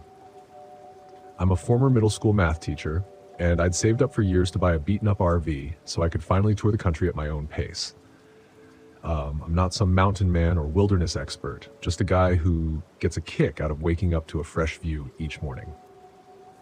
Early that spring, I packed a small cooler of soda, tossed a few of my mother's knitted blankets in the back, and decided I'd see how far my old rig would carry me before I had to head home. Devil's Lake was my first stop. I remember rolling in that late afternoon. The sky was pale and the wind had a little bite to it. My knees were stiff from driving. I found a decent campsite near the water, though the place was quieter than I expected. There were maybe 3 other RVs spread out across the grounds, each a good 100 yards apart. I could see 2 older women to my left, chatting near their campfire, and a father with his teenage son across the loop, fiddling with a fishing rod. I liked the hush of the scene. It felt like a warm welcome after hours on the road. After I parked, I stepped out and stretched. The first thing I noticed was the lake's surface reflecting a scattering of clouds. A flock of geese skimmed the far shore. I set up my little folding chair, feeling a surge of excitement. Finally, I was here. No screaming kids in a classroom, no chalk dust in my hair, just me and nature's quiet. As I pulled out some jerky for dinner, I spotted a figure about 50 yards away, drifting between tree trunks. At first, I thought it might be a fellow camper searching for firewood. The sunlight was fading, and I only caught glimpses of a tall man wearing a dark jacket moving with a slight limp. He kept glancing my way, and there was something in his posture that made me uneasy. Maybe it was nothing, but the hair on my arms prickled, and I felt silly for tensing up over a stranger who hadn't even spoken to me. I tried to shake it off. I found myself whistling an old show tune as if I could drown out the odd vibe. I opened a soda, toasted the evening sky, and reminded myself I'd come here to relax.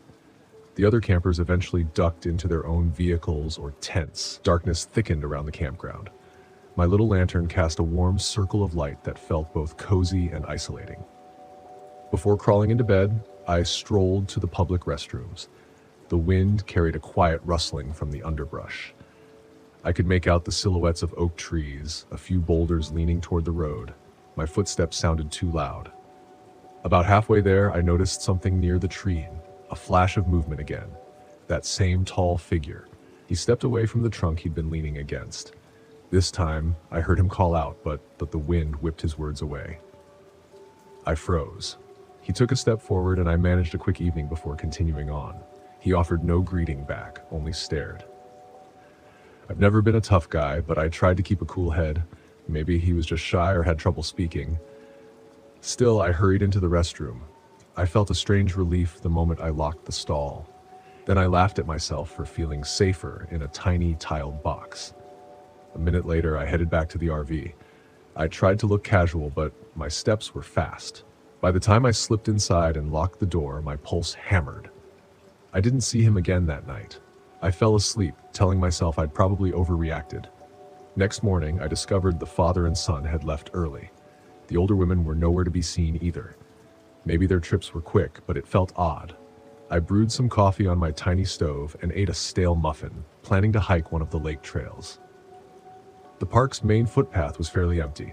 I passed a man in a baseball cap who nodded politely, then kept walking in the opposite direction. The trail wound along the lake shore, rising through patches of pine. Something smelled sweet, like blooming flowers, but there was also a faint metallic tang in the air.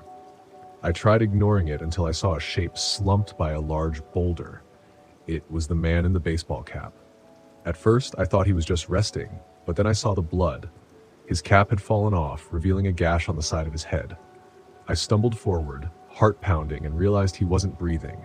A raw panic surged through me. I looked around, frantic.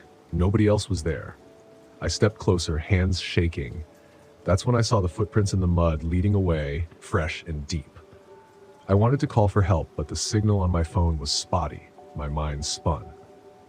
I thought about running back to the campground to find a ranger station, but as I turned, I heard a rustle in the brush. There he was, the tall man with a limp watching me from behind a tree.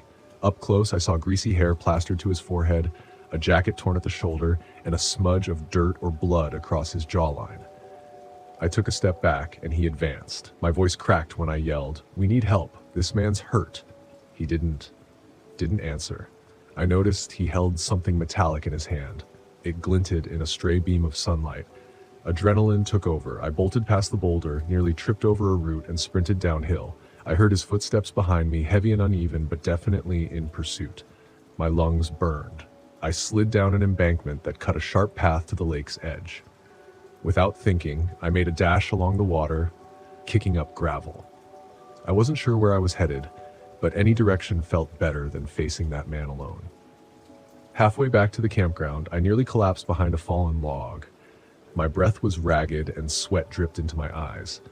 That's when I spotted fresh drag marks in the dirt leading to a patch of thick undergrowth.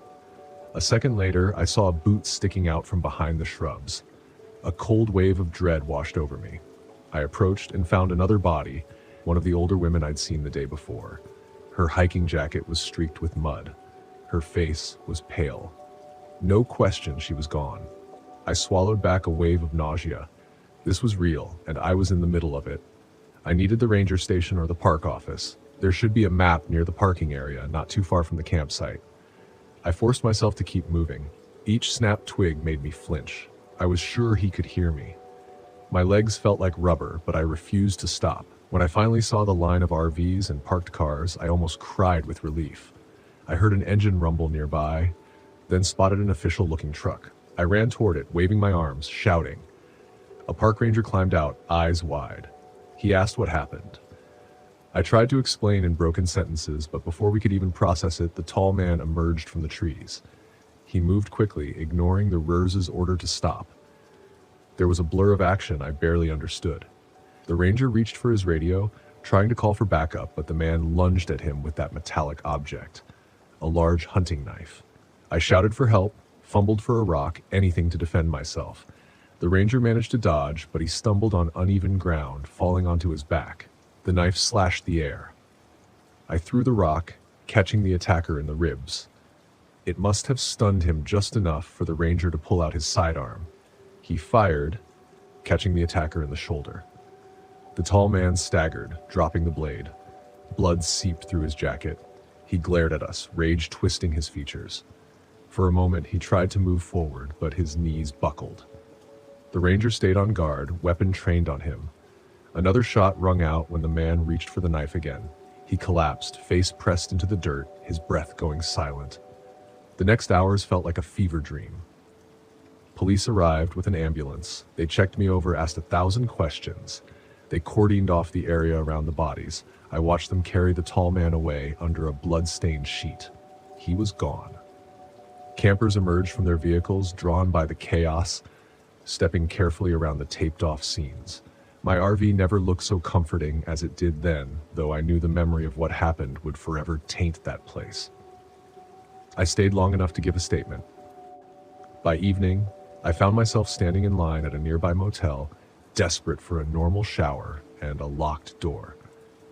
I don't know why or how this man chose those victims, or what final snap in his mind led him down that path. Maybe he'd been lurking around for days, hidden in the foliage, waiting for opportunities. The police had their theories, but none of them brought back the people who died. It's been 3 years, and I'm not sure I'll ever set foot in Devil's Lake again. I still have the RV. It's been parked in my driveway for a while now, growing dusty. Sometimes I think about selling it and forgetting that trip ever happened. Maybe one day I'll do that, or maybe I'll drive out again somewhere a lot busier with brighter lights. For now, I'm just taking it day by day. I'm still shaken, but I'm breathing, and I guess that counts for something. My name is Stellan Kirby, and this happened back in 2013 on Mashonack Island in Michigan while I was driving through the Midwest in my old RV. I used to work as a part-time librarian in Boston, but I've got a restless spirit. After saving enough money, I decided to take a year off and tour wherever my wheels could manage. My rig was a clunky cream-colored monster from the late 80s that always smelled like stale coffee. Still, I loved the freedom it gave me. One morning in August, I hopped on the ferry to Machine with my RV and a few days' worth of groceries, determined to enjoy the island's slower pace before heading west. I had never been to Mashonack before, but people told me it was scenic, with no cars allowed aside from emergency vehicles. The quaint architecture and horse-drawn carriages drew me in right away. After disembarking, I found a small lot that permitted overnight RV parking. It wasn't exactly scenic, just a narrow patch of gravel near some trees, but it felt cozy enough. I set up a couple of folding chairs outside, brewed myself a fresh cup of coffee on the portable stove, and settled in to watch the occasional bike rider pass by. A middle-aged couple, Susan and Jim, parked their RV next to mine the following day. They were friendly folks from Cleveland on their own adventure. We swapped travel stories and found out we all loved roadside diners and cheesy souvenirs. Susan gave me a small decorative spoon she had picked up on a previous trip, joking that I should start a collection. I laughed, promising I'd use it for stirring sugar in my morning brew. It was that afternoon that I first noticed an odd figure. He stood at the far edge of the parking lot, leaning against a tall oak tree. He wore a battered baseball cap pulled low over his brow and a heavy denim jacket, even though it was scorching out. His jeans were tattered, and he had this rigid stance like someone who'd been standing still for hours. I thought maybe he was just waiting for someone or trying to cool off in the shade. So I shrugged it off. He never approached us, and he disappeared into the woods when evening came. Susan teased me, saying I should write a detective novel about mysterious denim jacket men in quiet places. I laughed it off, but something about his eyes, how I felt like he was calculating every move from a distance, made me uneasy. Normally, I'm not jumpy, but that night, I locked the RV door and double-cheed my windows before going to bed. The next morning, I walked over to the local bakery for some donuts. The place smelled of fresh dough and sugar. While I was selecting a glazed twist, I overheard a woman whispering to the cashier about a local rumor. Something about a drifter who'd shown up and started doing odd jobs, but who had a short fuse. I glanced their way, feeling my pulse quicken, but they hushed up when they noticed me. I paid for my donuts and hustled back to my RV. When I returned to the parking lot, I saw Jim out front pacing. He looked pale and anxious. He said Susan had gone for a quick bike ride and hadn't come back, which was unusual since she'd only planned to circle the block. He asked if I'd help him look. We split up. He'd check the shops near Main Street, and I'd walk down the quiet paths by the shore. As I walked, I kept noticing that same figure in the denim jacket, always at the corner of my eye, always far enough away that if I shouted, he'd vanish before anyone else saw him. I told myself not to panic. Machine is a friendly island. Still, I wished I had a better plan than just wandering around. I decided to head deeper into the wooded area beyond the parking lot. Even though it wasn't part of the usual tourist spots, I saw broken branches and disturbed foliage like someone had pushed through recently. My gut twisted, but I kept going, telling myself Susan might have taken a wrong turn. The sunlight filtered through the canopy and the ground was soft with layers of leaves. I heard distant birds, the clop of hooves on the main road, and then nothing else, just the rustling of leaves in the breeze. About 100 yards in, I spotted Susan's bike. It was on its side, wheels bent like it had been stomped on. My stomach churned. She wasn't anywhere near it, but I found a trail of footprints leading farther in. I followed, stepping as quietly as I could. My heart thudded against my rib cage, but I forced myself forward. That's when I saw him. The man in denim stood near a cluster of towering pine trees, and he was dragging something. My mind froze until I realized it was Susan's body. She wasn't moving, and there was blood along her back and arms. I clamped a hand over my mouth to keep from yelling. The man dropped her near a fallen log, crouching with one knee down as if he was checking for signs of life. My palms were sweaty, and I inched behind a thick trunk. I hoped he hadn't noticed me. Then, without warning, he pulled out a hunting knife from inside his jacket. My head pounded. I saw him place the blade to Susan's throat. Her eyes fluttered open just barely, like she was on the brink of consciousness. The man pressed down, and she went still. My mind screamed at me to do something, but fear pinned me. This was no mugging. He was calm, like this was routine. After a few seconds, he stood up, wiped the blade on his pant leg, and grabbed Susan's ankles as if to move her deeper into the woods. I must have gasped. He stopped and glanced around, scanning the trees. I ducked low, but it was too late. He spun and sprinted toward me, mouth set in a tight line. I broke into a run, stumbling over roots and rocks, branches scratching my face. My heart hammered with each stride. I heard him crashing through the undergrowth behind me, gaining ground with every step. "Hey," Jim's voice echoed from somewhere ahead. I burst into a small clearing and nearly collided with him. Before I could speak, the man lunged from the trees, brandishing that blood-stained knife. Jim tried to tackle him, but he was knocked to the dirt. The blade came down, slicing Jim's shoulder. He screamed in pain, clutching the wound as dark red stained his shirt. Something snapped inside me. Maybe it was anger, or maybe it was pure adrenaline. But I grabbed a fallen branch and swung it at the man's torso. He grunted and staggered back, giving me enough time to help Jim up. We scrambled away, half running, half limping, heading for the path we'd come from. I yelled for help over and over, my voice cracking. We burst out of the woods onto a small lane by the edge of the parking lot. A couple of cyclists stopped, alarmed at the sight of Jim's bleeding shoulder. I yelled for someone to call the police. The man in denim appeared at the tree, knife in hand, chest heaving. For a moment, I thought he might charge at all of us, but the sight of new witnesses seemed to rattle him. He took a step back, spun around, and vanished among the trees. We got Jim to the nearest medical station on the island. The local police arrived soon after. They took our statements, then organized a search party to comb the woods. I told them about Susan. The officer who found her said she'd been killed. Jim was devastated. He kept muttering that he should have gone with her on the bike ride that morning. I had no words to comfort him. They never found the man that day, but they discovered signs of someone living rough on the fringes of the island. An abandoned camp, scraps of food, a tarp. Locals speculated he might have hopped on a night ferry or stolen a small boat to reach the mainland.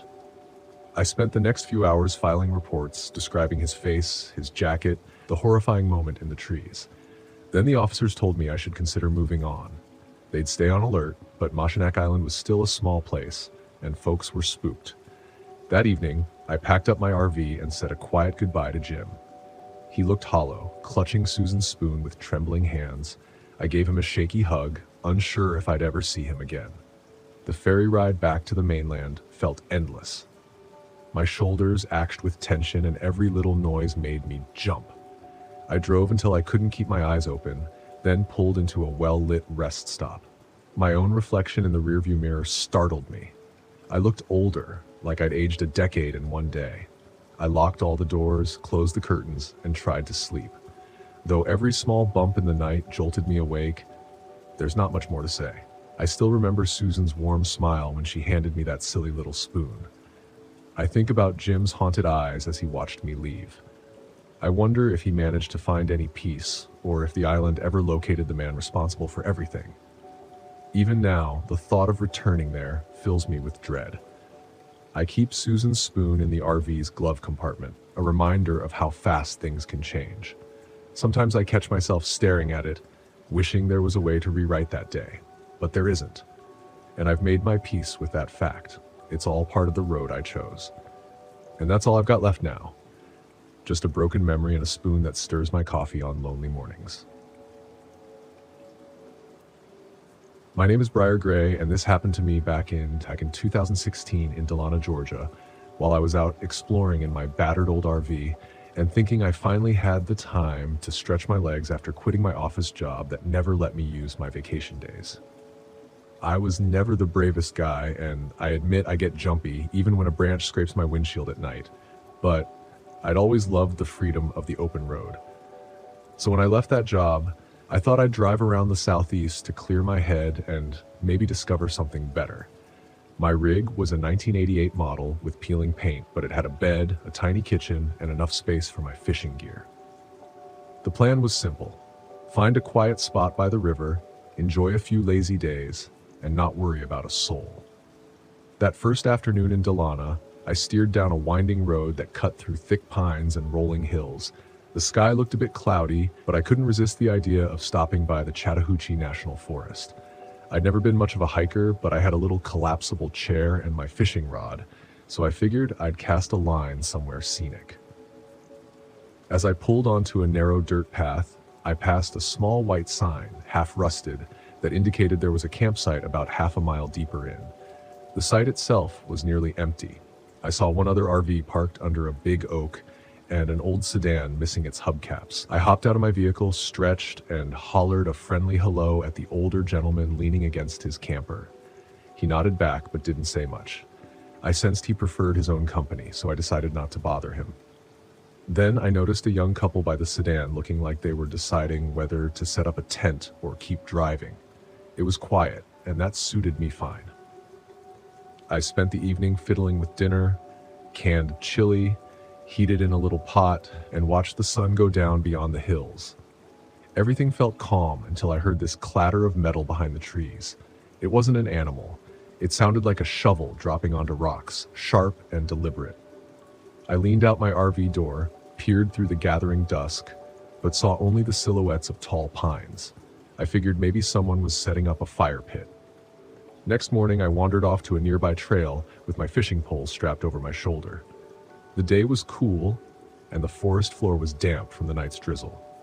My boots sank an inch into the mud, but I kept going until I found a decent creek. A sign read, "No fishing without permit." So I decided not to push my luck. I ended up just sitting on a mossy log, letting the quiet seep in. At one point, I heard voices upstream, two men talking in low, fast tones. I couldn't make out the words, but I caught the name Derek repeated maybe 3 or 4 times. Then one voice snapped, "Keep your mouth shut," before they fell silent. Something about the tension in that sentence made me pack up and head back to the RV. I'm not the type who rushes into trouble. I prefer to let folks handle their own business, so I tried not to dwell on it. But when I got back to my campsite, I noticed that old gentleman's RV was gone. The sedan was still there, but the couple was missing too. I assumed they went hiking, so I just shrugged and opened a bag of peanuts for a quick snack. Late afternoon, I decided to drive further down the forest road, looking for a better place to spend the night. As I navigated the ruts and bumps, I glimpsed something bright red through a gap in the trees. A piece of clothing, maybe. It looked like it had been tossed into the brush. I braked and hopped out to investigate. It was a t-shirt torn along the front and stained with a brownish blotch. I remember feeling a tight knot in my stomach. I forced myself to pick it up and saw the pattern of a popular band's logo. Definitely blood, dried, but fresh enough to give me a jolt of dread.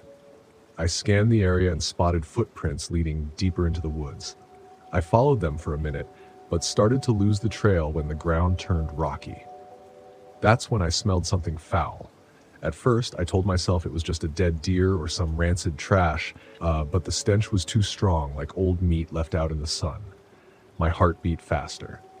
I took a few cautious steps around a bush and found the older gentleman's body. He lay twisted on his side, eyes open, throat cut. I froze. My arms went numb, and I nearly dropped the t-shirt. I backed away, my breath coming in short bursts. I didn't see anyone else. So I sprinted back to the RV. It felt like my mind was on fire trying to process what I just witnessed. I fumbled for my phone, I saw there was no signal and realized how isolated I truly was. Part of me wanted to drive away as fast as possible, but that man's face was stuck in my head. And I also remembered the young couple. I'd never forgive myself if I left them in danger. I decided to head toward the main road, find a place with reception, and call the police.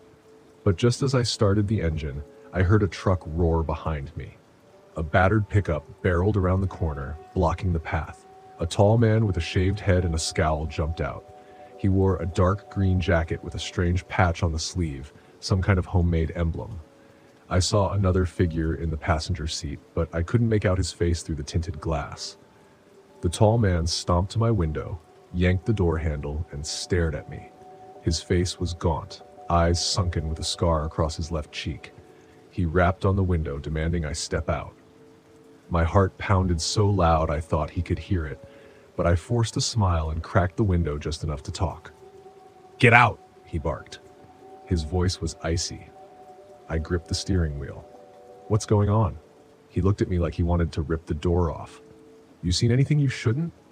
I thought of that poor man's body. My eyes flicked to the spot where I knew it was hidden behind the bushes. The tall man caught that glance and raised his eyebrows. A mocking grin spread on his face. I pushed the gas pedal, hoping to jerk around him, but he shoved a metal bar straight through my half-open window. It smashed against the steering column and glass sprayed across my seat. Panicking, I threw the door open as hard as I could. It hit him in the shoulder, and he stumbled back. I dove out, rolled on the ground, and ended up inches from his heavy boots. He swung that bar at my head, but I ducked and crawled under the RV, scraping my elbows on rocks. The passenger door of the pickup opened, and I heard quick footsteps. Another man with thick stubble and a baseball cap kicked at my legs. I scrambled out the other side, fumbled into the driver's seat, and tried to slam the door shut. The tall man blocked it with his foot. I jammed the keys in the ignition, twisted them so hard I thought they might snap, and heard the engine catch. In the side mirror, I saw the stubbled man run behind me, rummaging in the bed of their truck. I knew I had only seconds. With the door half open, I slammed on the gas. The tall man jumped aside, cursing me. The RV screeched onto the main path, bouncing over potholes, swerving as I wrestled the wheel. My breath felt ragged, but I kept going. I heard a bang behind me, maybe a gunshot. I wasn't sure. My rear window shattered. I stomped the pedal, feeling the RV shudder with the strain. I skidded onto the paved road, then floored it, tears streaming down my face. The forest whipped by in a blur. My mind raced with questions. Who were they? Did they kill that old man over something trivial? Where was the couple? Were they alive? A few miles later, I found a small convenience store. I lurched into the parking lot, jumped out, and ran inside. The clerk saw my battered face and probably thought I was out of my mind, but he let me use the phone. The local sheriff's office said they'd send a deputy right away. I paced near the coffee machine, eyes darting at every car that passed, certain the tall man and his friend would find me. The deputies arrived in minutes. They took my statement and told me to stay put. I asked them about the young couple, whether they'd heard anything. They just told me to stay calm. Eventually, they found the older gentleman's RV near the body, and they confirmed he'd been murdered. I never saw that couple again, and I don't know if they got away or if something worse happened. The sheriff thanked me for my information, but also warned me that the men were still at large. I ended up following the patrol car back into Delana, where I spent the night in a cheap motel with a broken lock on the window. I barely slept, replaying every moment in my head. I wondered if I should have tried to help that older gentleman sooner, or if the couple had met the same end. I left Georgia the next morning. Even now, I'm uneasy behind the wheel of my RV. I see a stranger scowling by a gas pump, and I feel a shiver of old fear remembering that tall man and the dead look in his eyes. But I'm still here to talk about it. That's all I've got left. My name is Malachi Blevins, and this happened to me back in 2010, near the Painted Desert in Arizona, when I decided to take my old RV on a trip because I needed to clear my mind after quitting my job at the auto parts store. I remember how the heat felt that afternoon, dry and sharp, pressing down on me like a heavy blanket. I'd been winding along narrow desert roads, the sky wide and bare, searching for a pull-off where I could park for the night. The Painted Desert spread across the horizon in layered bands of rust, pink, and ochre. I'd read somewhere that ancient people found it spiritual, and I hoped that those silent rock formations would grant me a little peace of mind. Truth is, I'd just gone through a nasty breakup. My fiancée left me for some lead guitarist in a bar band, and I needed a fresh start. My buddy tried cheering me up by loaning me his father's ancient fishing poles, but I'm not much of an angler. Still, I loaded them in the RV next to a cooler of root beer and set off, telling myself there had to be something better out there than feeling sorry for myself. That first evening, I found a secluded spot on a gravel spur off the main road. The vantage point was incredible. I unrolled a folding chair, cracked a cold bottle of root beer, and stared at the desert. The horizon looked endless, and for a moment, my troubles felt small. After dinner, some slightly burnt hot dogs over the tiny propane stove. I stretched out on a blanket by the RV. The sky turned from bright blue to orange, then cooled into the darkest night I'd ever witnessed, sprinkled with countless stars. I breathed easier than I had in months. That sense of freedom in wide open land makes you feel like anything is possible. Early next morning, I heard the rumble of another vehicle. It was a battered pickup truck creeping along until it stopped about 100 yards from my spot.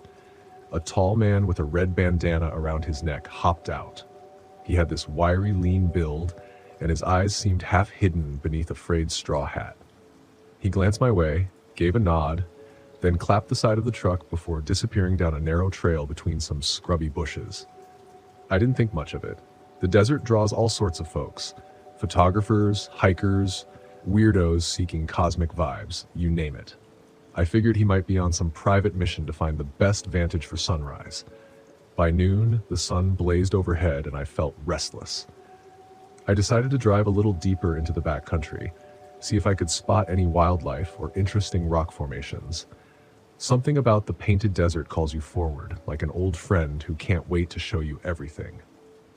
I hopped in my RV and navigated the rough roads as best I could, trying not to blow a tire on jagged rocks. The heat shimmered, making the horizon quiver. I felt alone, yet not lonely. That's when I spotted a van parked half hidden behind a giant boulder. I slowed to get a closer look. It looked old and rusted, tinted windows cracked in places. I thought maybe the driver was in trouble. In this kind of desert, one breakdown can mean a nightmarish situation. I pulled to the side and approached on foot, hollering, "Hello? Everything okay over there?" My voice sounded too loud in the stillness. Nobody answered. The driver's door was ajar, and there was a dark streak on the dusty paint that made my stomach clench. I stepped closer, ears ringing. Inside, I saw a mess of blankets and tangled cords. A strong metallic smell lingered. That's when I caught sight of a shape slumped in the passenger seat. I forced myself to lean in. Part of me already knew what I'd find. There was a person in there, motionless. His face was pale, eyes half open. A red stain spread across his chest, dried into his shirt. I felt every nerve in my body go tense. My hands shook. I whispered a few words I'd rather not repeat. Fumbling for my phone. No signal. The heat, the stench, and the shock made me dizzy. I realized I needed to find help. But out here, help wasn't exactly around the corner. I hurried back to my RV, locked the doors, and turned the key. My heart pounded so loud I could hardly think. I decided the nearest ranger station was probably my best bet. They sometimes keep an eye on these remote areas. As I swung the RV back onto the dusty track, something moved in my rear view mirror. That tall man with the red bandana stood behind a distant ridge watching. My blood felt like it had turned to ice, but I just drove. My mind raced. Should I confront him?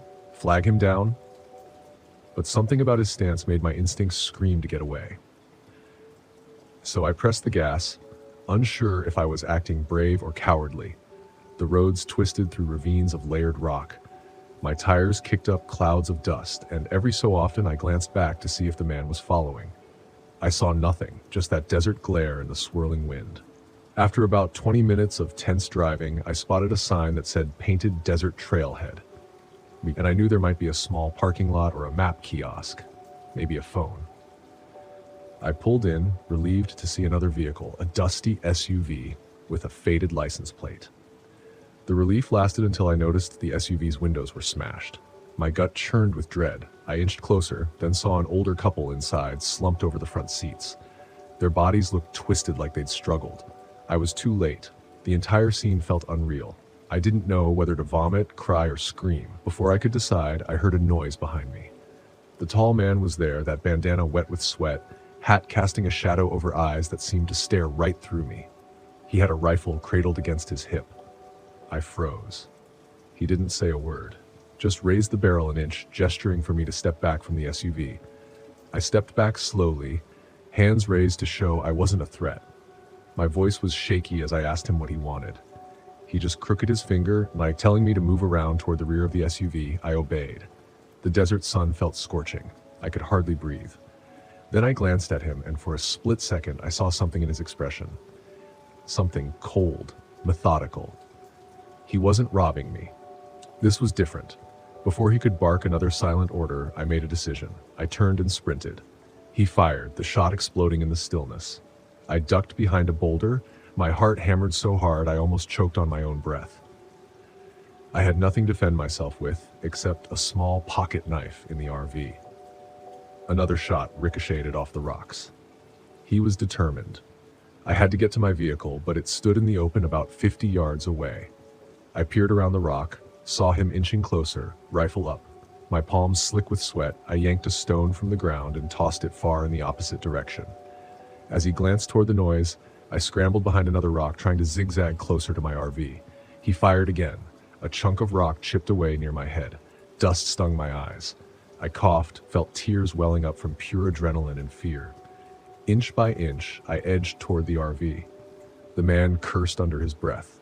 My legs cramped, but I kept moving until I reached the side of the vehicle.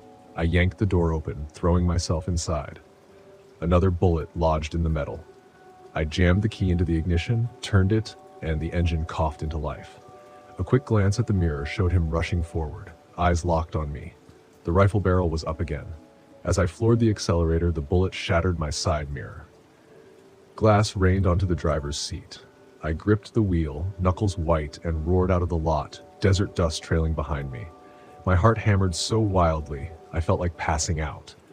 But I kept the pedal down, swallowing air in frantic gulps.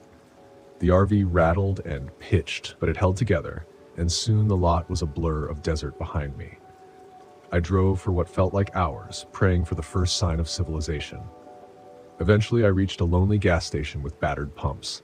I lurched to a stop and ran inside, words tumbling out of me so fast the cashier couldn't make sense of them. I forced myself to breathe, to calmly say people were dead, that a rifle-wielding man was behind it, that we needed the police. The cashier grabbed a phone and dialed 911. Minutes later, I heard sirens in the distance. It felt unreal, but I clung to the relief. The sheriff's deputy arrived first, a calm, steady figure in a tan uniform. I spilled the details, leading him and a small team back toward the painted desert.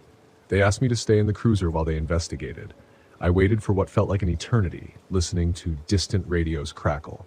Eventually, they returned grim-faced. They found bodies. They found the abandoned pickup. The murderer was gone. I answered questions for hours. They took statements, tested my hands for gunshot residue, made sure my story matched the evidence. I told them everything. The slumped man in the van, the older couple in the SUV, the shots fired. They believed me, or at least they seemed to. By sundown, they let me go, telling me they'd be in touch if more info surfaced. I crawled back into the RV, heart still pounding. I managed to drive to a proper campground, parked among a few other travelers, and finally shut off the engine. I sat in silence. My legs felt weak, my mind still spinning with the images of what I'd seen. When the sun dipped below the horizon, I felt a strange relief just to see other people around. The next morning, I headed straight out of Arizona, driving until my back ached. It was hard to reconcile the beauty of the desert with the horrors hidden out there. Sometimes I wonder what drives a person to become so vicious, but I guess that's a mystery only he can answer. I'm safe now, but I'll never shake that memory. My name is Zella Caldwell, and all this happened back in 2013 in the Nantala National Forest in North Carolina while I was traveling alone in my old RV. I grew up in Iowa where flat farmlands stretched in every direction, and I used to dream about tall trees, fresh rivers, and a sense of being dwarfed by nature's vastness. That dream got me to save up for a ragged RV. I loved the idea of rolling out of bed in the same cramped bed I'd crawled into the night before and discovering an entirely new skyline of pines or lakes or mountain slopes. It wasn't fancy, but it felt like freedom on wheels. It was the kind of freedom I needed after failing miserably at 2 marriages and a handful of get-rich-quick schemes. That summer, I pointed myself toward the towering forests of western North Carolina, figuring the tall evergreens would give me enough shade to catch my breath for a few days. I never was a fancy traveler. I liked cheap diners, quiet roads, and a cold beer at sundown. My plan that week was simple. Follow a winding road, find a hidden spot by the water, and park my RV for a couple of nights of grilled hot dogs and half-hearted fishing. No strict schedule, no real demands. I was a big believer in unplanned days. They usually brought me peace. On the second day after arriving, I picked a dirt pull-off near a narrow gravel road. It was close to a creek that gurgled with the recent rains, and there was no one else around. That isolation thrilled me. I figured I'd fish for trout, maybe read a paperback, and nod off early. The forest floor was thick with pine needles, and a breeze carried the smell of damp earth. It all felt right. I remember I sat by the water that evening with a cheap folding chair and a line in the creek. I didn't catch anything, didn't even get a nibble. I was okay with that. The failing light over the forest was gorgeous, a halo of orange and pink through the tall trees. Right about then, I heard an engine behind me on the gravel road. It slowed, paused near my RV, and then continued on. I craned my neck and caught a glimpse of an old mud-spattered truck. Something about it felt off. The driver didn't wave or honk, and most folks in a place like that would at least give a nod. But I shrugged it off. People come and go. Not everyone's looking to say hello. That night, I barbecued a couple of hot dogs outside the RV. My radio sputtered with static, but I found a station playing old country tunes. I hummed along. After I finished eating, I lay back on a cooler and looked up. The stars were bright. It was the kind of night sky that feels endless, like I'd fallen through a hole and landed somewhere magical. I felt a calm I hadn't known in a long time. But sometime before midnight, I caught myself waking up in my RV with a jolt.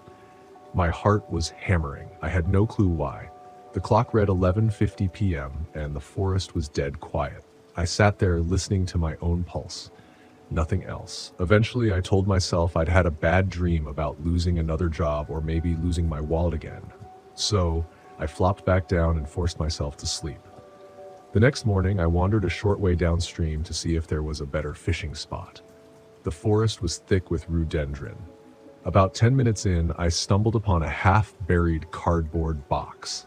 Flies buzzed around it. At first, I thought it might be someone's trash, but the smell was worse than any garbage. My stomach turned. I took a step back. I used a stick to poke at the corner. I caught a glimpse of something pale and meaty. Could have been a butcher's discard, but it looked disturbingly like part of a person's arm. My head started spinning. I dropped the stick. I had to cover my mouth, and my whole body seemed to run cold. I backed away, and that's when I heard branches snap nearby. I ducked behind a rock, convinced someone else was around. My pulse thundered in my ears. I crouched low, terrified of being spotted. After a minute or so, I heard nothing else, but I was sure I wasn't alone. Then I realized I needed to get out of there and call the sheriff. I crept back toward my RV, trying to keep calm, though my hands shook so badly I could barely keep my balance. When I reached my vehicle, I scanned the area and found it empty. I hopped in and tried to start the engine. It sputtered. I thought, this is not the right time for you to die on me. I tried again. The engine turned over, but it sounded rough. Still, it started, and I gunned it back down the gravel road. I had to get cell reception or find a phone. I managed to drive about 2 miles before I saw that same mud-spattered truck parked off to the side. A tall man leaned against it, wearing ripped jeans and a sleeveless shirt. He had a shaved head and a crooked nose, like someone who'd seen his share of fights. He was smoking a cigarette and gave me a hard stare as I neared him. My guts screamed not to stop. I kept going, but the road ended abruptly in a clearing I hadn't anticipated. An old gate blocked what looked like a former logging trail. I cursed under my breath and turned to head back, but that truck pulled up behind me. He'd blocked my path. We were alone in a clearing, the forest heavy around us. He stepped out, leaving the truck's engine running.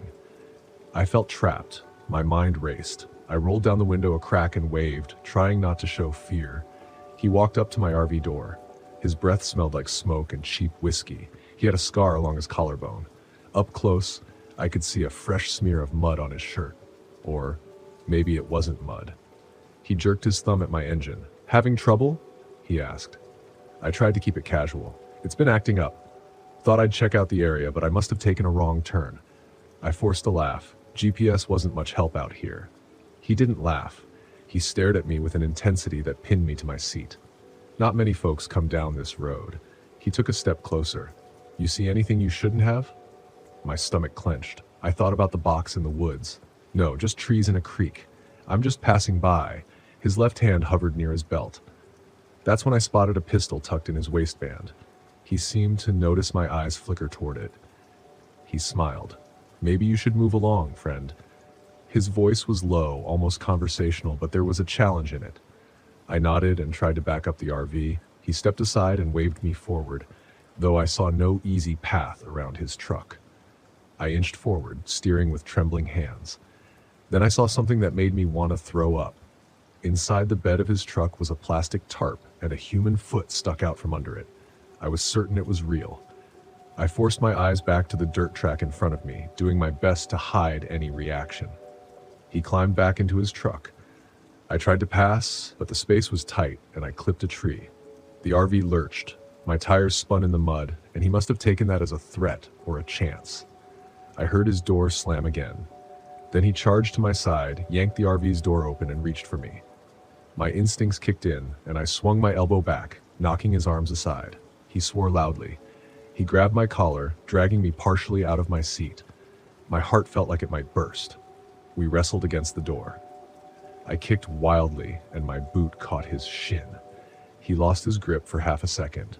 It was enough for me to twist away. I flung myself into the passenger seat. He yanked a knife from his belt. That blade glinted. My mind screamed that if I didn't fight now, I'd end up in a box like the one I'd found. He slashed at me, and I felt the knife bite into my forearm. It stung, hot and sharp. With my free hand, I reached for the only thing I had nearby, a tire iron on the floor. I swung it with everything I had. I hit him in the side of the head, and he stumbled back a few steps, letting out a pained grunt. He touched the side of his temple where blood trickled down and rage twisted his features. But the blow gave me one chance. I scrambled back to the driver's seat, jammed the RV into reverse, and stomped on the gas. The wheels spun, then finally lurched me backward. The man lunged toward me, but he slipped in the mud, going down on one knee. I didn't look back after that. I just kept reversing until I hit the gravel. Then I turned as sharp as I could, heading back the way I'd come. My entire body shook. My arm was bleeding badly. I grabbed a towel from the passenger seat and clamped it over the cut. I forced myself to focus on the road. I realized I had no phone signal. I needed help. I needed the cops. I drove until the gravel turned to asphalt, and eventually I saw a small cabin with lights on. An older couple stood on the porch, and I slammed on the brakes, jumped out, and called out for help. I must have looked half crazed, bleeding and stumbling. They rushed forward, helped me inside, and called the sheriff. I managed to babble out something about a killer in the woods. They pressed more towels on my arm, trying to stop the bleeding. When the sheriff arrived, I guided them as best I could down those roads. They found the box. They found more than one body. They wouldn't say much, but the look on their faces told me it was bad. They brought back a forensics team. I gave my statement. They told me that the man with the truck was long gone by the time they reached the clearing, though they did find footprints and tire tracks.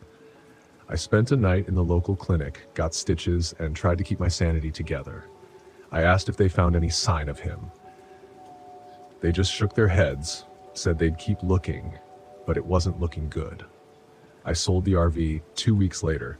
I still can't sit in anything that rumbles like that without my stomach twisting. I don't know if that man was ever caught.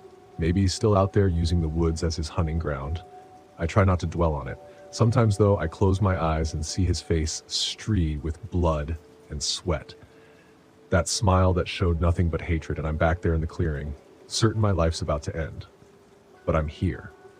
I'm telling this to you. Maybe that means I won. Or maybe it just means I got lucky. Either way, I'm done driving lonely roads in forest country. I'll take flat farmland any day. My name is Lyra Consincade, and this whole mess went down back in 2017 at Lake Okeechobee in Florida, when I tried to spend a peaceful week in my RV and ended up seeing something that changed me forever. I'd planned that trip as a way to unwind from my job in Orlando, where I used to fix air conditioning units at small motel and gas stations. I'm no big adventurer, but I love the open road, and there's something comforting about having my own little house on wheels. The drive took about 3 hours, and I parked my RV near a fishing dock on the north side of the lake. The breeze felt warm on my face, and the gentle lapping of water on the shore lulled me into a calm I hadn't felt in years. I remember stepping out that first afternoon in flip-flops, grinning like I'd just arrived in paradise. The plan was simple: fish a little, eat local snacks, and catch up on some reading. Looking back, I noticed odd things that should have clued me in that something wasn't right. For instance, the campground was almost empty, which was weird for such a picturesque spot in April. There was only one other RV down the road, an older model with a faded brown stripe along its side, but I shrugged it off. I was happy to have the place to myself, and my routine was pretty laid back. Each morning I'd fry bacon on the portable stove, then wander down to the dock with my folding chair. I'd just gotten into reading thriller novels, so I'd sit there and half-heartedly fish while flipping through pages of whatever paperback I had. The days drifted by without trouble.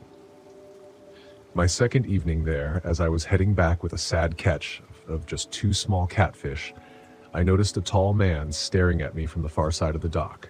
He wore a black baseball cap pulled low so I couldn't see his eyes. His jeans looked torn in places, and his shirt was stained dark under the arms. He seemed tense, almost like he was deciding whether to talk to me or not. I was about to wave, just a friendly gesture, but he turned around and walked off so quickly he nearly tripped over a cooler by his feet. The encounter felt odd, but I chalked it up to him being shy or not wanting small talk. I didn't think much of it until later. The next morning, I went for a stroll along a narrow path behind the campground. Tall reeds lined the water's edge, and the ground felt soft from last night's drizzle. I kept hearing what I assumed were frogs croaking in the distance. About halfway around the trail, I saw an abandoned paddle boat overturned near some tall grass. Curious, I walked over to inspect it. That's when I noticed footprints in the mud, fresh ones leading away from the boat and into the dense vegetation. They looked like they belonged to a man with large boots, and they zigzagged in a strange pattern, almost frantic. I felt a weird unease building in my gut, so I turned around and hustled back to my RV. I tried to shake off the discomfort by boiling water for coffee and flipping through the local radio stations. My mind wandered to random topics. My kid's sister back home in Tallahassee, the half-eaten bag of chips I'd left on the dashboard. But no matter what I did, I couldn't stop picturing those footprints. Eventually, I decided to go check on that old RV parked not too far from mine. Maybe it belonged to that tall man with the cap, and he could explain if he'd lost a paddle boat or something. So I walked over, calling out a friendly hello as I approached. No answer. The RV's door was open a crack, so I knocked on the metal, and it rattled. I pushed the door open. Inside was a strong smell of fish left too long in the heat. A small table was knocked over, and there was a half-eaten sandwich on the floor. A jacket lay crumpled under the kitchenette with a baseball cap next to it. I recognized the black cap immediately. My throat went dry and I had an urge to back away, but I forced myself to move a few steps in. That's when I saw it. A large stain, dark red, near the small bed in the back corner. There was no body, but the shape of the stain told me something bad had happened. My pulse pounded in my ears as I backed out of that RV, leaving the door the way I found it. A swirl of questions clouded my mind. Was somebody hurt? Did the tall man do something terrible, or was he the victim? I knew I needed to find a ranger, maybe call the police, but my phone's reception was practically non-existent out there. So I decided to drive up the road to a bait shop I'd passed on my way in. I was stepping around to my RV's driver's side door when a voice made me jump. "You fishing for catfish?" The voice belonged to a stocky fisherman in a green vest. I turned and saw him fiddling with a spool of fishing line. He had a wide grin that didn't match the tension in his eyes. His left hand was wrapped in a stained bandage. He introduced himself as Calvin. I noticed that the bandage had fresh splotches of red. I tried to act casual, but inside I felt uneasy. I told him I was mostly a novice fisherman. Asked if he'd seen the occupant of that old RV. He shrugged. "I mind my own business, friend," he said, and his lips twitched in a forced smile. "I'd suggest you do the same." I felt a chill in that warning. Calvin's eyes briefly flicked toward the battered RV before he walked off, heading toward a small motorboat tied to the dock. I jumped into my driver's seat and started the engine, determined to reach that bait shop. Just as I turned onto the narrow road leading out, I spotted something that made my stomach lurch. At the edge of the water, hidden behind some reeds, I saw a man's leg sticking out at an unnatural angle. I brake, leaving the RV running. My hands trembled as I stepped out. The man lying there was young, maybe early 20s. His shirt was soaked through with lake water, and his eyes were open and lifeless. He had a deep gash across his throat. I tried to hold back the urge to vomit. In that moment, I caught movement behind me. I spun around. There stood Calvin, about 30 feet away, expression blank, holding a small hunting knife. I froze, heart pounding. He had that same grin, but now there was nothing friendly in it. I realized this must be his doing, and I felt fear shooting through every inch of my body. He bolted forward and slashed at me. I stumbled, barely dodging his swing. My mind raced, and all I could think of was to lure him away from the RV so I could get inside and possibly grab the tire iron I kept under the driver's seat. I sidestepped and ran a few yards, shouting, "Why are you doing this?" He didn't answer. He just kept that glazed look in his eyes, the grin slipping into something colder. I could smell the stale odor of sweat and raw fish coming off him. He lunged again, and this time I felt the searing scrape of his blade across my arm. I staggered, then I dashed toward my RV, yanking open the door. He was right behind me. I barely managed to slam it shut in his face, but he hammered on the door with the side of his fist. The entire vehicle rocked with each blow. I scrambled for the tire iron, flung open the window above the sink, and shouted for help, but there was nobody around. He smashed at the front windshield with the butt of his knife. It cracked, but didn't break. I had seconds, maybe less, to decide what to do. Revving the engine, I cranked the wheel, trying to knock him off balance. The RV lurched forward, jolting over a rock. He darted around to the driver's side door.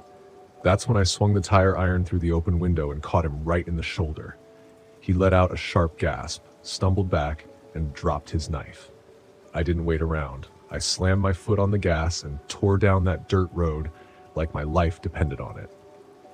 I reached the bait shop a few minutes later, disheveled and bleeding from my arm. The owner looked at me like I was a ghost, then rushed to call the authorities. My words tumbled out in frantic bursts. I told him about the body, about Calvin, about the old RV, and the ominous blood stain. Within half an hour, a handful of deputies arrived. They made me ride with them back to the campground.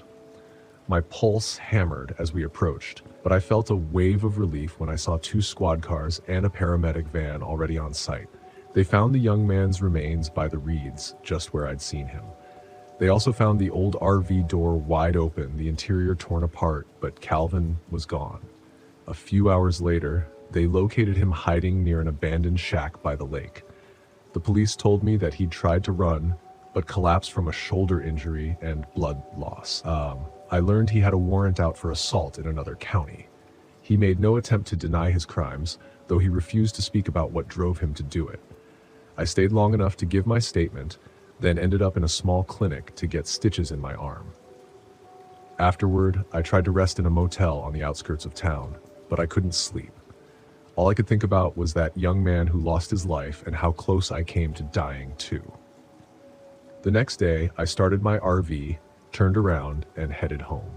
I never felt that same peaceful confidence in a lakeside campground again. That was the last time I took my RV out by myself. My name is Azalea West, and this happened to me back in 2015 at Lake Okeechobee, Florida, where I decided to take a little break from my insurance adjusting job and explore the back roads in my old RV. I grew up in Tallahassee, never really felt at home in big cities, and thought the winding highways around the lake might give me the quiet craved. I'd gotten the RV a couple of years earlier, a beat-up brown and white machine that rattled every time I drove over 50. It wasn't much to look at, but it felt like freedom on wheels. I used to joke that I was a traveling mess, the only insurance adjuster who looked like a wannabe rock star with my scruffy beard and faded jean jacket. The best part was I could fish in any pond or lake that suited me, then roll on whenever I pleased. That July, I rumbled my way down to a campsite just off the main road. The sun was high and burning, the breeze thick and heavy with the smell of water and marsh. I parked near a patch of tall grass, figuring I could walk a few steps and cast my line in the lake. After setting up my folding chair and cooler, I realized I'd forgotten to buy enough bait. Typical me, half-paired, half-improvising my way through life. I found a nearby pier made of worn boards. A skinny older man was there hooking worms in a practiced manner. He wore stained overalls and no shirt, his chest leathery from the sun. He introduced himself as Roy. I liked him right away. He had a sly grin that suggested he'd seen some real life.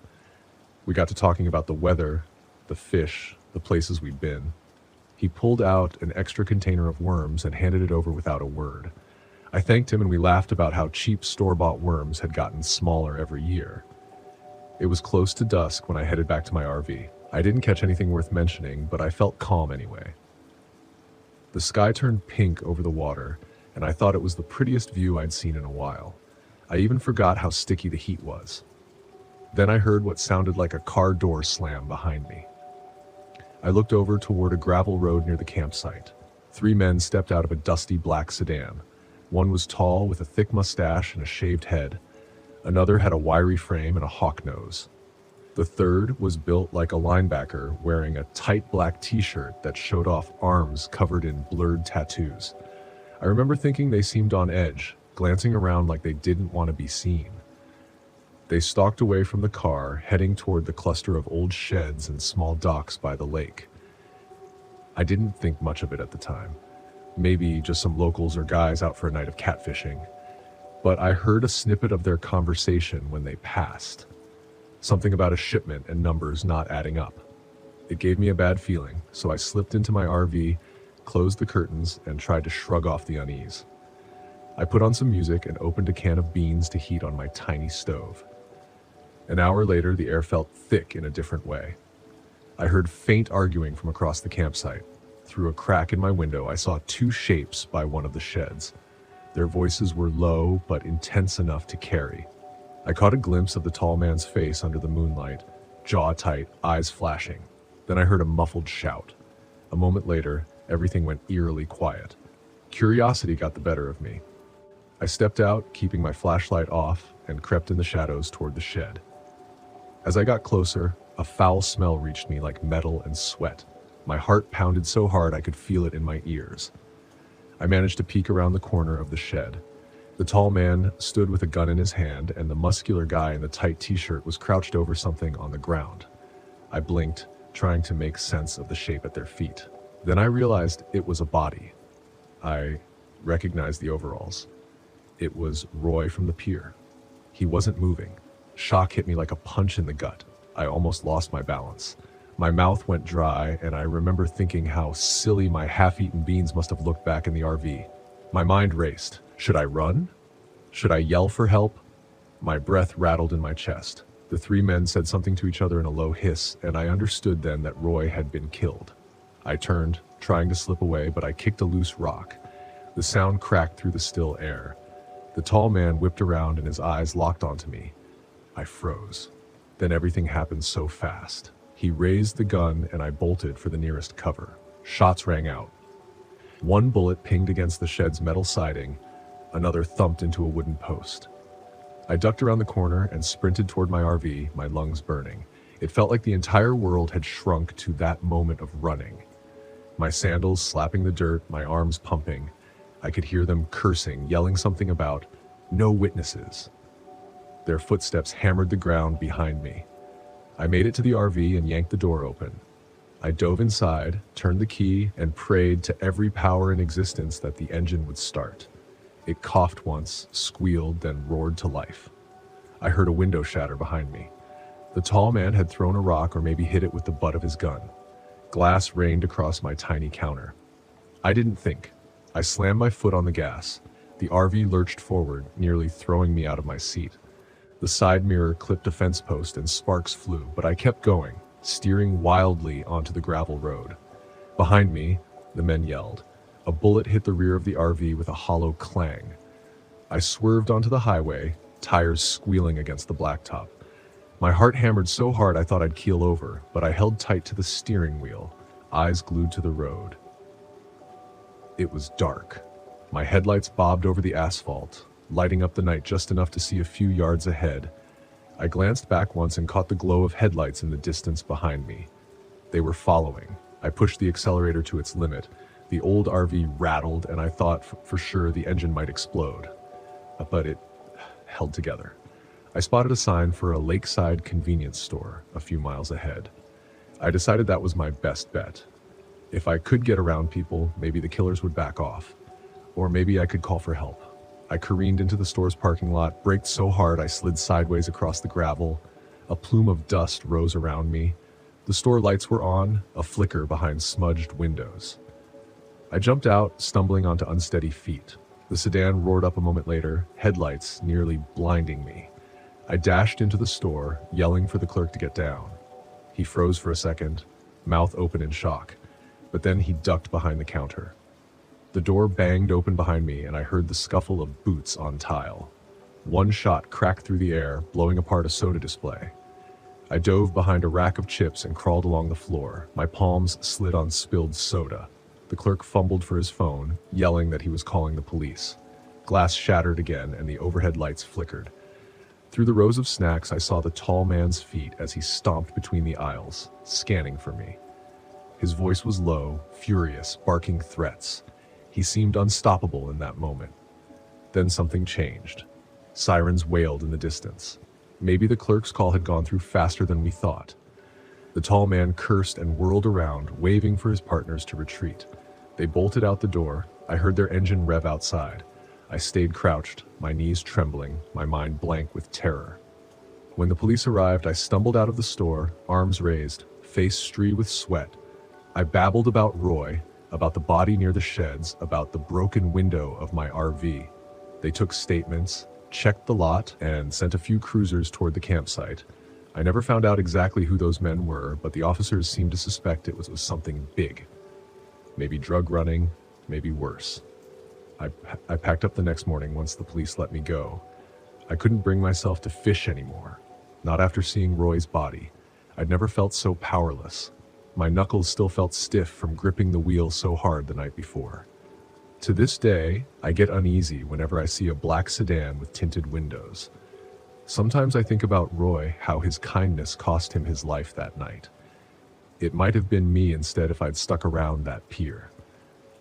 I'm not sure how long it took me to piece my nerves back together, but I know I drove west as fast as that old RV would carry me, and I never looked at a quiet lakeside quite the same way again.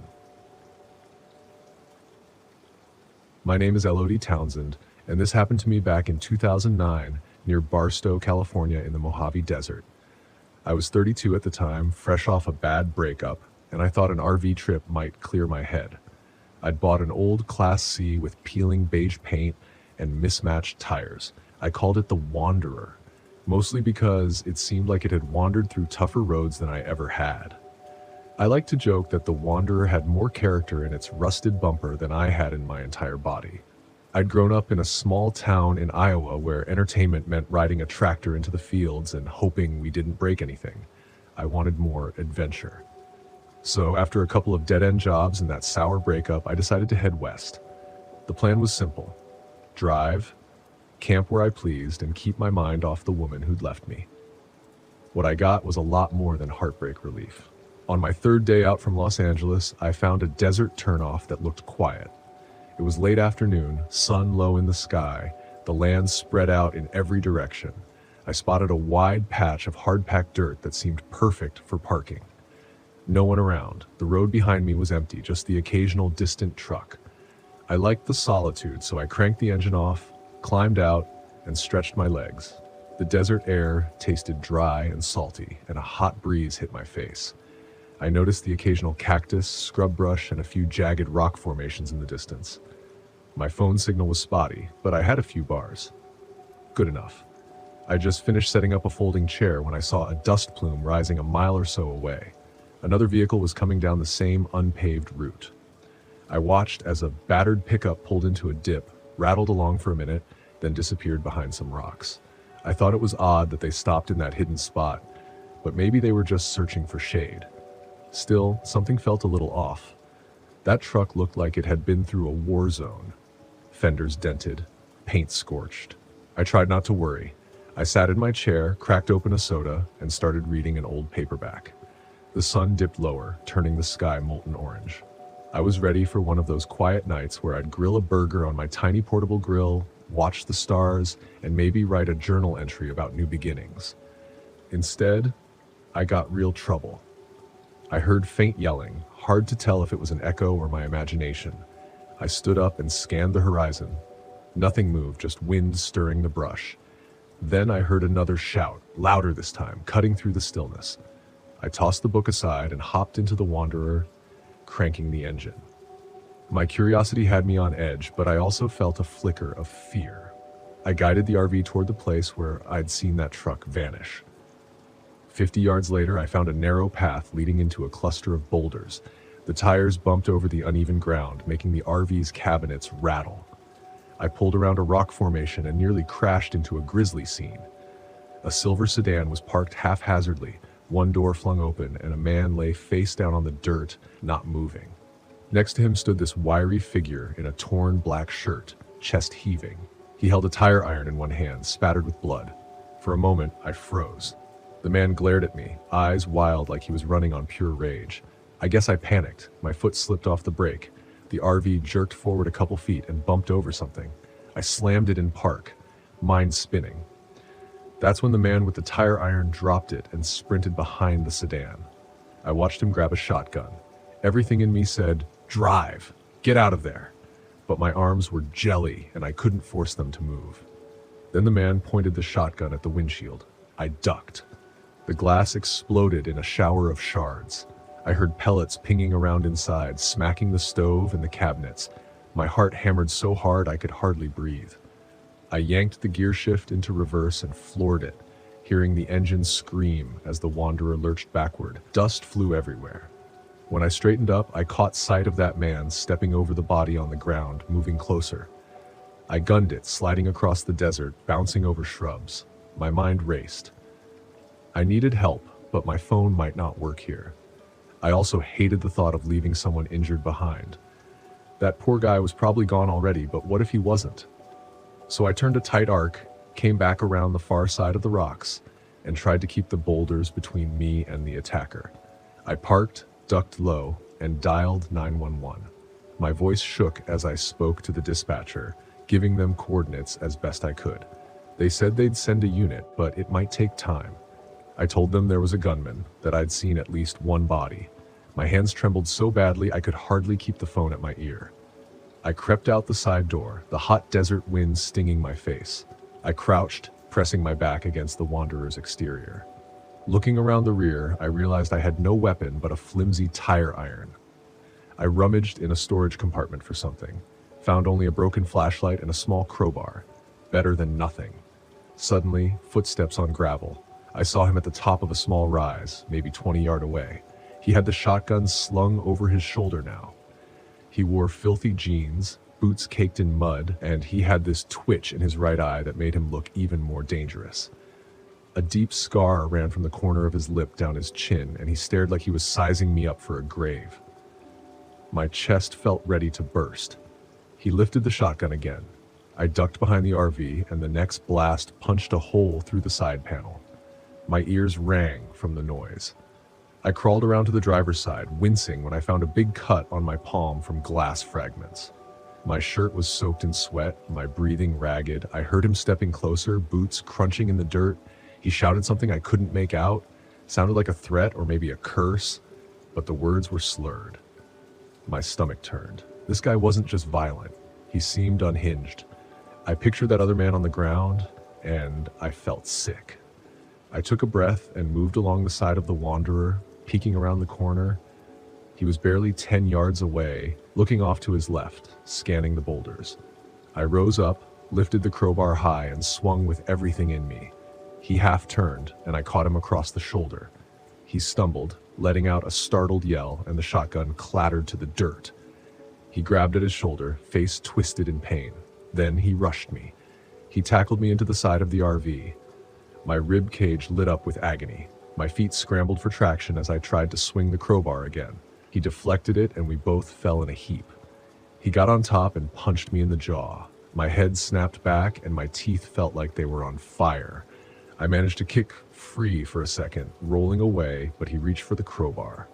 Before he could yank it from me, I bashed it against his wrist. He cried out and staggered to his feet, eyes bulging with hatred. I watched him lunge for the shotgun.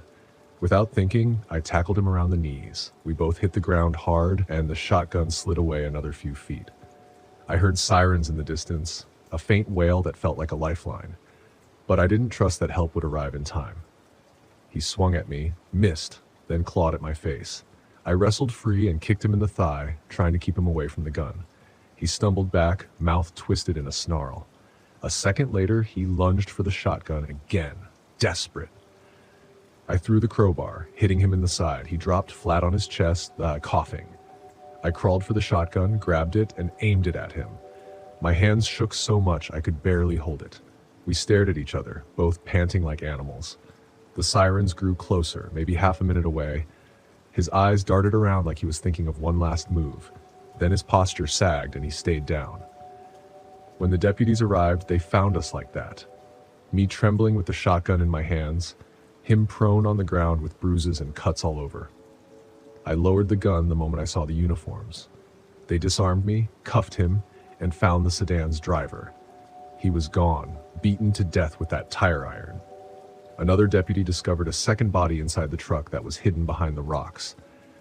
I ended up sitting on the ground, face scraped, lips swollen, explaining everything through chattering teeth. I'll never forget the hollow look in the deputy's eyes when he walked back with the bad news about those people. I just sat there, my legs shaking, feeling a wave of nausea. They offered me water and put me in the back of a squad car for safety. Eventually, after statements and a blur of paperwork, they let me return to the Wanderer. My windshield was shattered, side panels riddled with holes. It looked more like Swiss cheese than an RV, but it got me out of there.